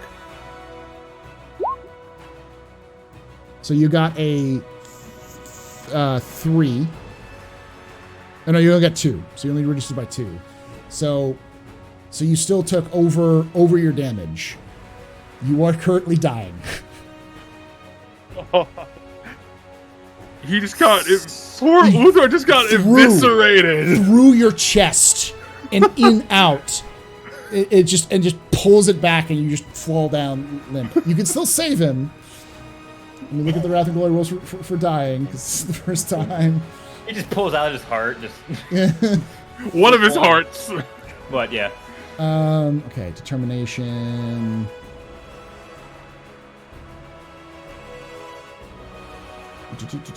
Damage dying. Okay. You're still actually moving. You suffer more wounds than your maximum number of wounds you're dying. When you're on the verge of expiration, unable to move or fight properly, you will perish if you do not receive medical attention soon. When you're dying, you immediately suffer a memorable injury. You fall prone, and you cannot stand while you're dying. Whenever you take any damage that would cause you to suffer a wound while dying, you suffer traumatic injury instead, and you suffer more traumatic injuries than tier +1, you die. So you're dying, you're able to crawl, a basic combat action using no options such as aim or multi-attack, or fall back. You can still fall back. So you're still like breathing somehow, but you have a gaping wound in your chest. Just a gaping hole in his chest. It's like, oh. Can't Space Wolves not fall back because of their defect? I mean, we're smart enough to know when to fall back. Yeah. Unless the Canis Helix kicks in which case Uthar turns into a werewolf. That might happen. Werewolf. That might be memorable. All right, so now it's your turn. Oh, goody. Oh, boy. So who wants to go next? Yeah. Paul is just smoking, so he doesn't know what the fuck is going on. Just watch this happen. So That's true. want to ask, in this environment, are there any like high places where he could be knocked off or fall down into crevices or anything like that, or is it just a big old room? This area right here is a power engine. It's like an engine from a Hulk. It's like the top half of a warp engine. And it's definitely unstable. You can gather pretty quickly by just looking at it that whole like fog of the warp that you've been feeling, it's because this thing is unstable engine. The destabilized core engine core. Right.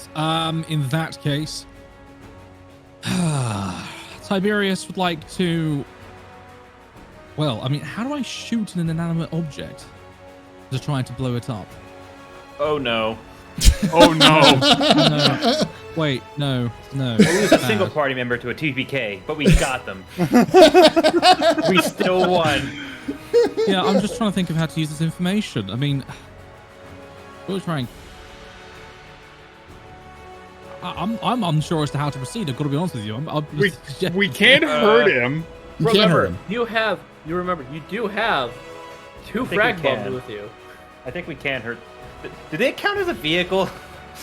The problem is that if I do anything to try to destabilize the warp core, then we are all dead. Yeah. I could. I mean, if you want to take a moment, I could just basically try to Medicae Uthar. Yeah. While you're thinking about it, just to try to save him. Yeah. Please do. Because I have to be within range of him. So simple action, fly mode. Yeah. Fly over here. So that was. Oh, it's a simple. Yeah, that's right. So it'd be a simple action for sure. So now, yeah, I will attempt to Medicae. I will. Would anyone care if I pumped a couple of extra glory into this?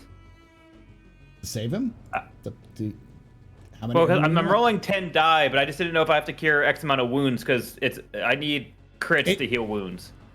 Yeah, so you don't necessarily need crits. I think Okay. because it's the way it works, as far as I understand. Let me look at it real quickly. Wounds. Because I'm not sure about healing them up to not dying, but I know just to heal wounds generally, it's a success Medicae, and then every crit is 1 wound. Okay. The last time I looked it up. Your maximum wound is equal to cheer times 2 plus your toughness rating. Okay. Wounded. Mortal wounds. Whenever you take a test for dying. Okay. Annihilation. I'm trying to figure out where the healing is. Yeah, healing I is it's a have Medicae a check. batshit crazy idea, but I don't know if the GM's going to allow me to do it. Oh, we'll talk about it. Give me a moment though. So,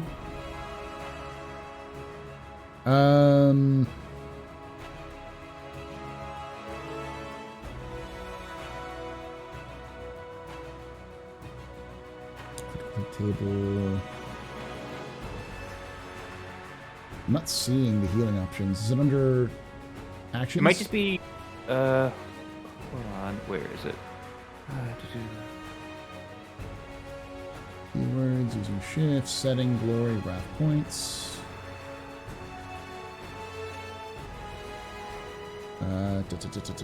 Basics of battle, damage, wounds, actions. Here we go. There should be. I'm pretty sure there's the healing action is just Medicae, and then you heal a wound for every crit. Yeah.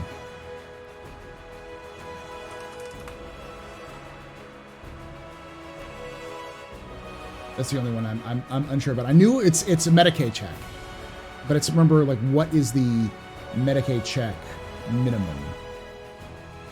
There is no minimum. That's why it's only crits, because there's no minimum. If I remember correctly, it's a Medicae check, and you heal as many points as you succeed, as successes you have. Because when I was reading it, it was just if you get X amount, it's 1 wound, and then anything over that is purely by crit. I'm just trying to find it again. Yeah, because I'm not seeing it under the damage and dying. I think it might have been. I don't know if it was one of your reference tables or where was it at.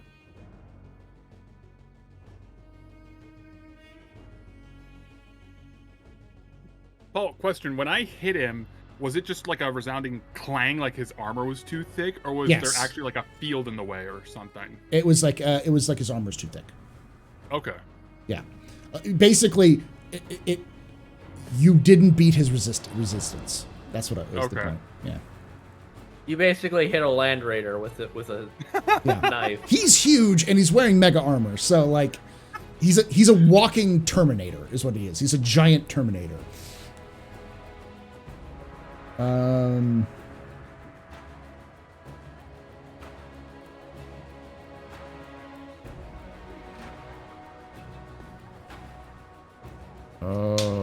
If Omega tries dragging him away, he's just gonna pull out his pistol and just start firing at it. I forget where the hell I He's found down, but it. he's I know not it's in there out. somewhere. He's still got fight.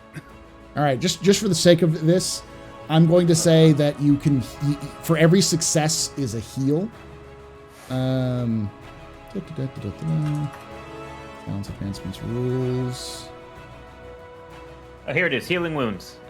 You can make a DN3 Medicae test to resolve a wound. That's 1 wound. Mm-hmm. Every shifted exalted icon after that is an additional wound. Okay. If you have a Medicae rating, you can heal a single character's wounds during a regroup. Okay, that's something else, but yeah. Okay. So the So, combat yeah. action is just DN3 Medicae. Yeah, the N3 Medicae. Go for it. Okay. And then spend. You want to spend more for it? Go for it. Yeah, I was thinking of maybe shifting, I don't know, 2 or 3 into this Okay. just to get a couple extra dice in the chance. Go for it. Because I'm at, yeah, we'll do 2. I'll do 2 glory. So there'll be a total of 12 dice. Hey, so you get That's 2. That's 2 wounds. 2 wounds. So you have 2 wounds up. Yeah. So you feel like your wounds seize up, like seal up quickly from his Medicae attempt, and you're now just like You've suddenly come back from death quickly. And I get one simple action per turn, right? Yeah. All right. Well, I'm going to use my move to not be anywhere close to this damn thing. So I'm going to I'm going to take 1, 2, 3, 4, 5. I'm not going to go that far. I'll just go there. Okay. Step around the corner because this is all like. Yeah. Yeah. Paul, another quick question. When you said the claw went through my chest, did it actually come out the back of my pack? Yes. My jump pack? Not quite out the back. Like, but it's like it like went out, like you could see the cloth coming through your the other side. Okay, so is my jump pack useless now? No, your jump pack's still good. It's just okay. Like it went through your body, and then it wasn't a critical, but it was just like you're dead. Like it killed you with one hit. You're just dead. Yeah. You're straight up dead, boy. Jesus. All right, so now it's your turn up as well. Okay. Because the boys in the back that you now see are just they kind of like they step out of the shadows and sort of sit there, and they're like blocking your exit. There is no running from this. Fair enough. No tactical retreat. All right. Here's my idea. I'm going to post it to you, and I'm going to see if we can make this a reality. So, we have unchecked warp power spilling from the warp engine, correct? Yes. I'm a Sicor, correct? Yes. I'd like to try to channel this erroneous power through me to supercharge a molten beam and fire a one Hail Mary shot. I like this idea. That's probably like a full Sen Saiyan All right. Oh, You know. no. All right. Give me a psychic mastery check. DN 3. Just a straight up psychic mastery check. Is And on perils this only day- on a crit fail, or when do perils trigger? Perils on crit on the wrath die. Crit Okay. fail on the wrath die. And on this Okay. day, there are now I'll 5 master check. strongest psychers in the Imperium. All right, so you actually get 3, and you actually have 2 exalted. Do you want to push them into glory, or do you want to push them into extra damage? Extra For your damage. Okay. This is the one shot Hail Mary. I know this thing is not going to go down any other way. You have a +2 to your cast for this. Okay. So you add for your powers. It'll say, Is that the ED? yeah, that's an extra damage. I'm trying to find it on your character sheet. It'll say, bonus dice and dice mod. So like next to where it says Oh link yeah, action, bonus dice and power. dice mod. Yep. So you add 2 plus bonus or +2 to dice mod, and then hit that again.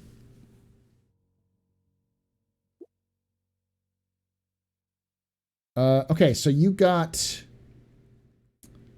3, 4. So you definitely beat his defense. You actually beat his defense. You actually have 1 additional that you can shift over into ED. Would you like to shift that also into ED? Yeah, because that gives me a +3 ED them. Yeah, no, not ED. Just give you plus to the bonus die for the next part, where right next to that psychic master check, you see DR, ED, Yeah. burning dice or bonus dice and dice mod. What's the DR of this?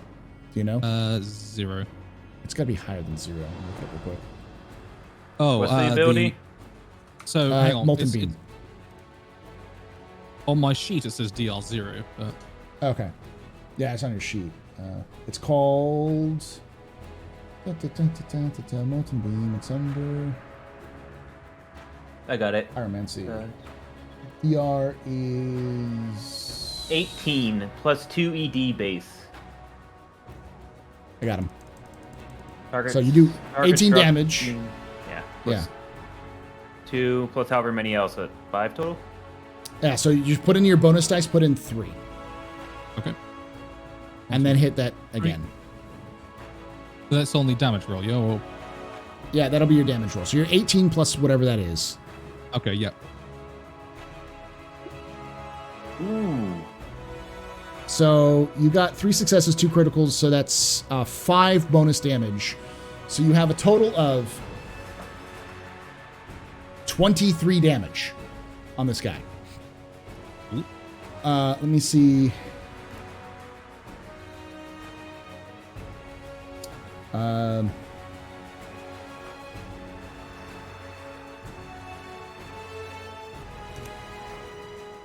Okay. I'm gonna try. He's gonna try to soak up some of this.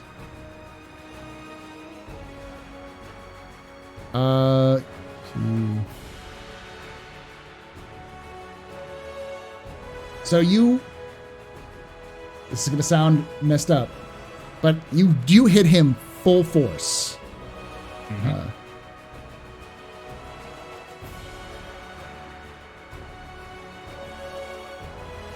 And The smokes. And he stumbles back a little bit, and his armor is charred, but he doesn't look like damaged. Like a single drop of blood like comes from his mouth, and he kind of looks and goes, That was good. Do it again. Bull, you're up. Oh god. He Bull also is- drop of blood. He needs Yeah. a DN 4 initiative or be set on fire. Yeah, DN4. Intuitive test. Initiative or intuitive test? Intuitive, whatever it is. Yeah, I got it. The INT test. Oh, he's fine. Since Yeah, he got it. He's fine. since He's fine. Yeah. we'll watch, Buddy get hurt, Yeah. even though wording, hurt person who hurt friend. Exactly. Yeah. It was just more of like you couldn't really engage first, Bull is going to walk up and swing as hard as possible with his maul. Hit him hard. And I'm Oh god. Why Bull? It's Why? 2. You can use your wrath to re-roll one of those dice.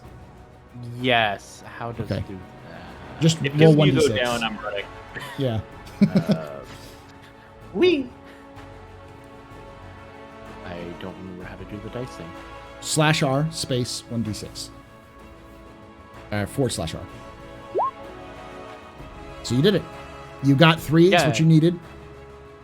Give me what's your damage? Your minimum damage is like 28, right? 20. 20. And Minimum one- is 20 plus the 4. So plus additional 2, so 22. 22. Let me see this. Let me look at.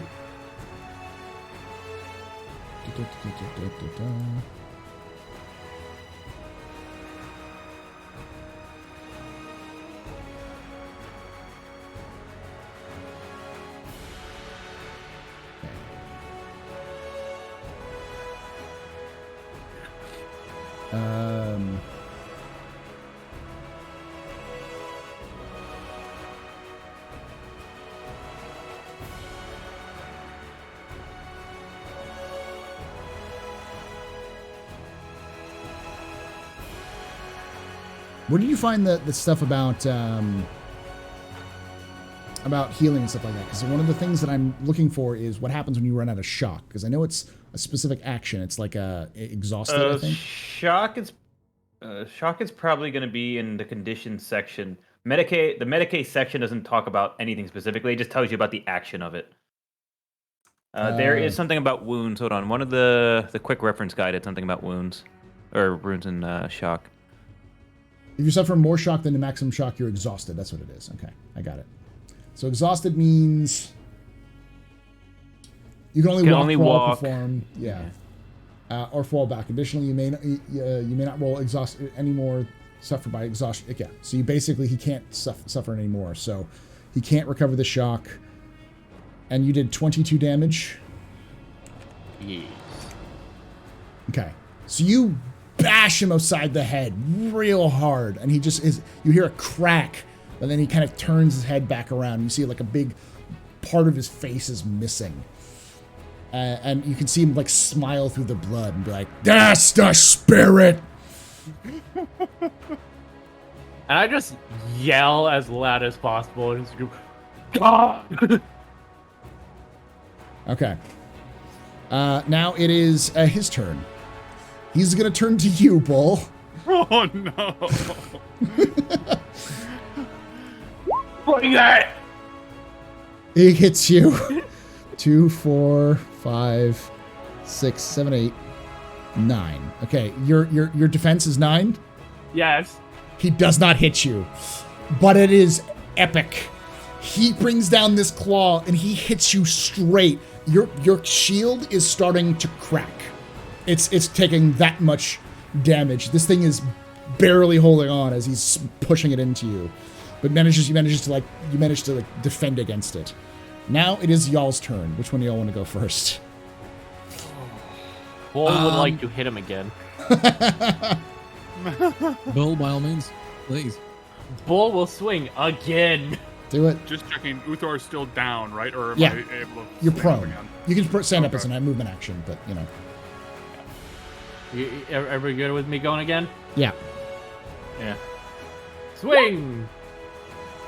Complication. I know what's gonna happen. Goodbye to your mole, but you hit. Roll me some. Roll me. Actually, you not only do you hit, you can actually push this over into. You can shift it over into more damage if you want to. Yes. Shift it more into damage. So you have an additional. Damage dice of. Bonus damage dice. Bonus dice damage 1. So you have 20 damage plus 3, so 23.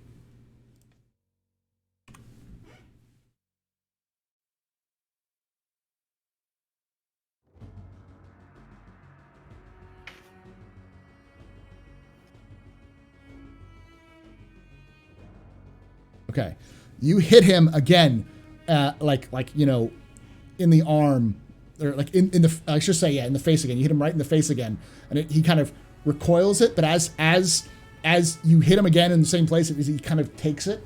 As it's in the full thing, he reaches up and grabs your maul and just tosses it, and goes, You're relying on your. I can't do the voice. It's hard. Just enough with your toy, and he just like yeets it, and let's see how far away he yeets it. 3 meters.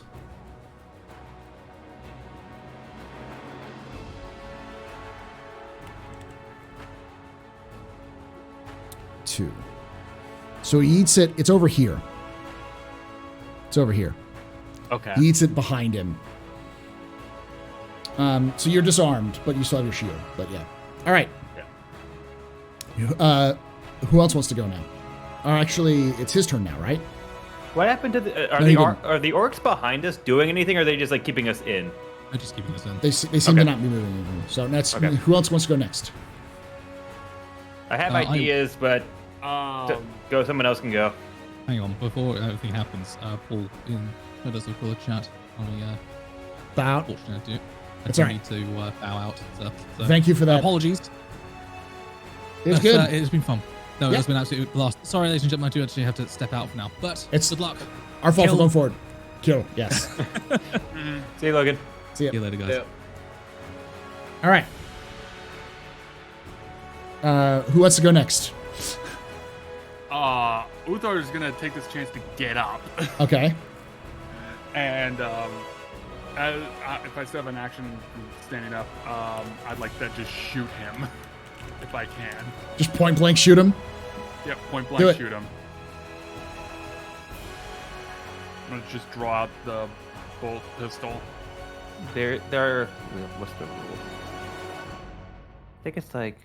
And if I get up Think and additional shoot, can I still DN? use the frost axe for another attack? Because I do have dual wield. Yes, you can use that for another attack because you have dual wield. Yeah, firing pistols in melee plus 2 DN to ballistic skill. Yeah. So you actually have 2 plus DN for that. So add 2 to your base DN for your pistol when you. But first off, Okay. roll to see if you hit. Oh no! Plus no, not plus 2. DN Plus 2 means I difficulty. think it's harder to Difficulty. hit, right? Yeah. Yeah. So, but he still Ooh, did. crit fail. Crit fail, but he did a pretty good job anyways, because that's 2, 4, 5. So 5. He hit. He did fine. So you hit, crit fail. Your bolt pistol is now gone. Doing good, boys. Doing good. Doesn't explode, but it's just out of ammo. I'll make you reload it next turn, so you Okay. yeah, you can't. But roll me some damage for it. Okay. And there's an additional base DN, right? No, it's not additional. That's DR and DN. Oh, is, okay. Yeah, DN is difficulty number. So yeah, you're fine. Just roll me the damage. What's the base DR for it? Base DR for the heavy bolt pistol is 12. So 12 plus 1, so 13. Mm-hmm. The bullets just seem to bounce off his armor as you unload into him. All right. And then your frost axe. And my frost axe, Uthar is going to let out a howl as like blood pours out of his mouth as he swings. If he's going down screaming. Go for it.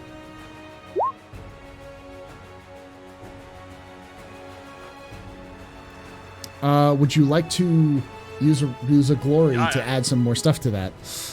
Yes. Okay. How many glory do you want to spend? Anyone You have okay 6. with spending? I have 6. Okay. Go for it. Just spend it. I'll spend it. Okay, I'm gonna spend 3 of that glory.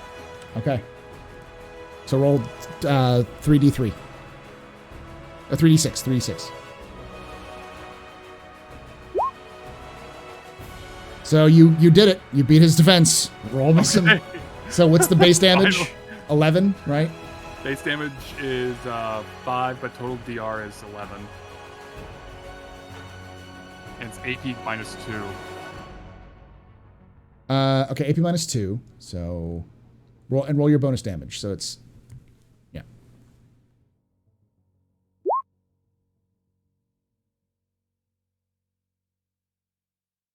17 damage. Right? No. Because that's let's see.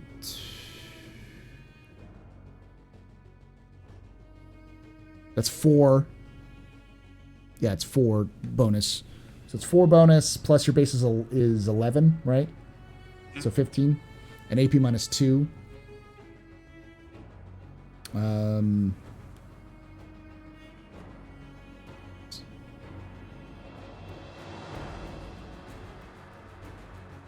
All right.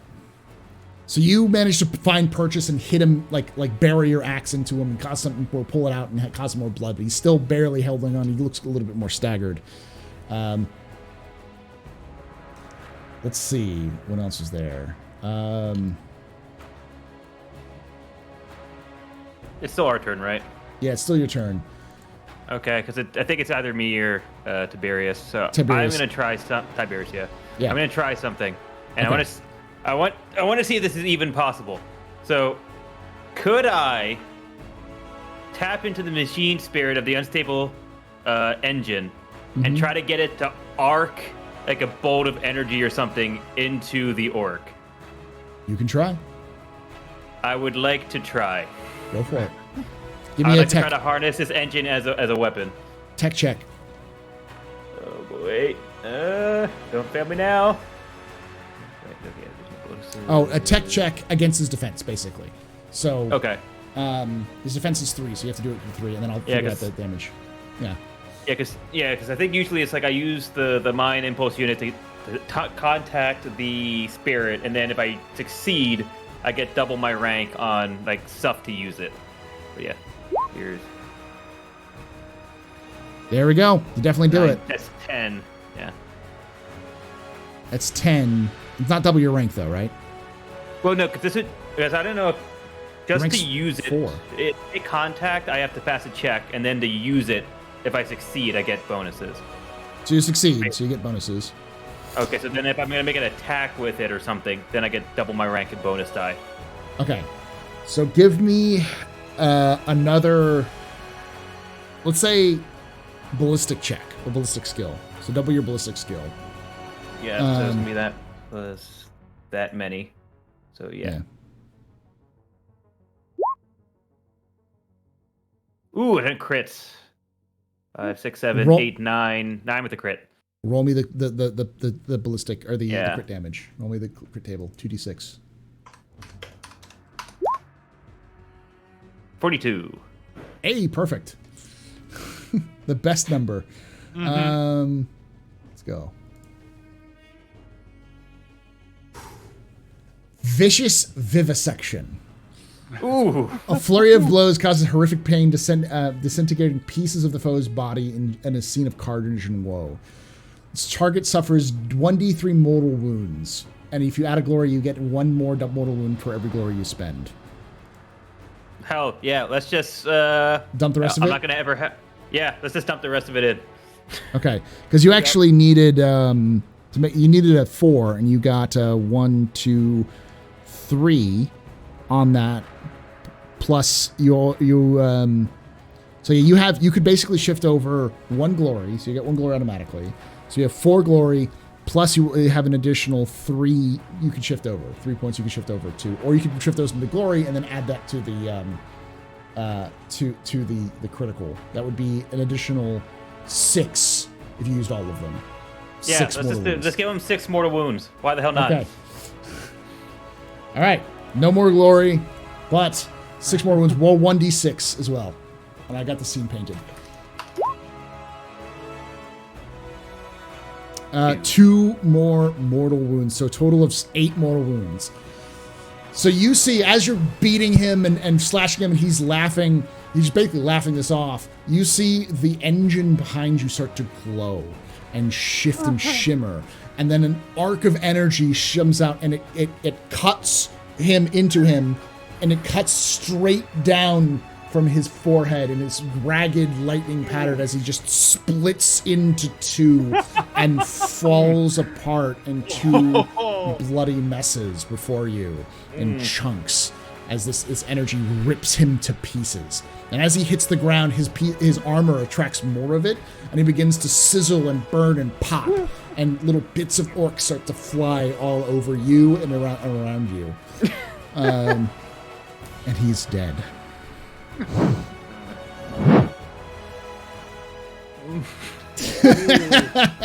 Ow. Oh, God. Well then. Well. We're going to end it there because we're going to wrap this up here and move on to the next one, because what's going to happen is the other orcs just kind of like see this and immediately kind of disappear. And as you... Tiberius is going to obviously walk up and pick up the stone that pops out of drops from the body. So as you might be noticing, these stones are kind of supercharging some of these folks. Maybe. Just a little. See, if that didn't happen, he was still alive. Bull was gonna drop his shield, climb up, and just headbutt him as hard as possible. There really should be a special move for old Bulgarians, just headbutt. Yeah. And you manage to make it back to the ship. All the orcs seem to just they kind of cower as they come near you, and as you come by them, and you make it out back to the ship, and the door opens, and you're able to fly away. So let's do the favorite moment, starting with you, Uthar. Favorite moment. Oh, Ferric. I'm gonna say this is gonna sound weird, but my favorite moment was Uthar just getting the hole in his chest. Like, by the way, that moment of just clang. Uh-oh. Smirk. Right before, just Yeah. bleh. Let me see if I can get this, because you're definitely going to get a memorable injury from this. Oh yeah. Oh, absolutely. Yeah. Oh, absolutely. Roll me a 1d6 on this one. Oh.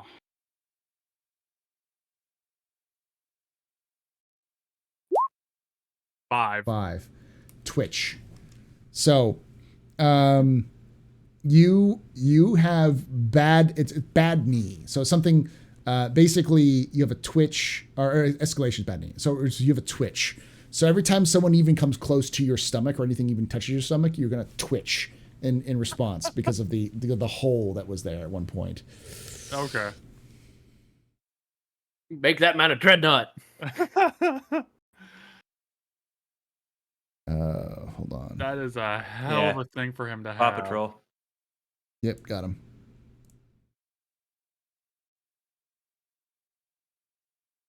Boop, boop, boop, and reporting. There we go.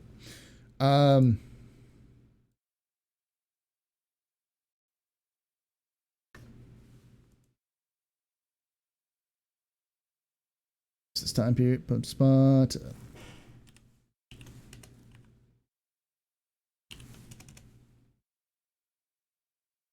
Okay. All right, so let's go with you, Atomic. What's your favorite moment? I'm gonna say the same thing because like everything else up until this point was like, oh, that's big and scary, but we killed it in like a round or two. But when the role of like the fact that Uthar hit so well, did nothing, and then the amount of sheer damage on the follow-up hit, I sat there and just went, yeah, my jaw was just like on the floor. That was the best reveal. That I was just like, oh, because everything up until now has been kind of like, okay, yeah, it's fine. Even the paint curve was like, it's not too bad. This was the first time I was like, oh no. And Patriarch, we got lucky. Yeah. But yeah, that was the first time in this entire game where I'm just like, this is bad. We're gonna fight a bad dude. Tyric, favorite moment. Fighting the horrors. the blue horrors that kept exploding. Yep. Crush one. Why are there two more? Yeah. Crush more. Why are there more? And then the wolf. The one time, the wolf is just. What's the point? Yeah. What's the point of this? I'm gonna say my favorite moment was probably Bull, because you didn't see this, but Bull went like. Actually, no. I'm gonna say this. My favorite moment was when Tiberius Kamehameha'd. Yeah, that was pretty cool. The dude. Yeah. He's just like, I'm gonna do this. I'm gonna do my best to try to siphon this warp energy, and just like that whole battle was great because the cocksure charge of Uthar into just nothing, and then just getting eviscerated in one turn, and then the whole party going like, are we about to die? And then remembering that there's commandos behind you, like, oh my god, we're about to fucking die. It's fine. I wasn't worried at all. I already have a backup character. Well, the fact that Bull came charging in, you do realize how much you nearly two-shot him with your mace. But Fuck! Yeah. The only reason why you were able to two-shot him, though, was because Tiberius removed his shock. He had no shock after Tiberius hit him with that wave. He soaked it all up, but it was the most he could do. Which means if I headbutted him, he would have died to a headbutt. Yes. But the fact that Omega ended it with such a critical evisceration, which is like just mwah, mwah, they're perfect. It's perfect. I'll say this, that was my second favorite moment, was just the end of the war boss, just how it happened was perfect. And now that entire Space Hulk has an infight over who's going to become the new boss. War boss, yeah. And there's now a probably increasingly destabilized warp engine on board. Yes. As we leave, what's that popping noise? What's the way that this is going to play out, I think, is as you are leaving, the Hulk starts to just morph, and you see a hole in the warp open up, and as it gets sucked back into the warp. Oh no, Korn has more orcs to play with. Thank you also for joining us. If you're watching this on YouTube after the fact, make sure that you're subscribed to us. If you watch this on Twitch and you wanted to see episode 0, 1, 2, and we're 2 because this is episode 3, subscribe to us on Twitch, youtube.com/c/thespicemustroll to go enjoy that. Check it out there, and make sure you're following us here on Twitch, twitch.tv/theastropub. Make sure that you're following all these wonderful folks If you're watching this on YouTube, it's down in the comments, and then cast here on Twitch right there, that link for all of those wonderful folks. And like I say every time, hope to see you someday in the black.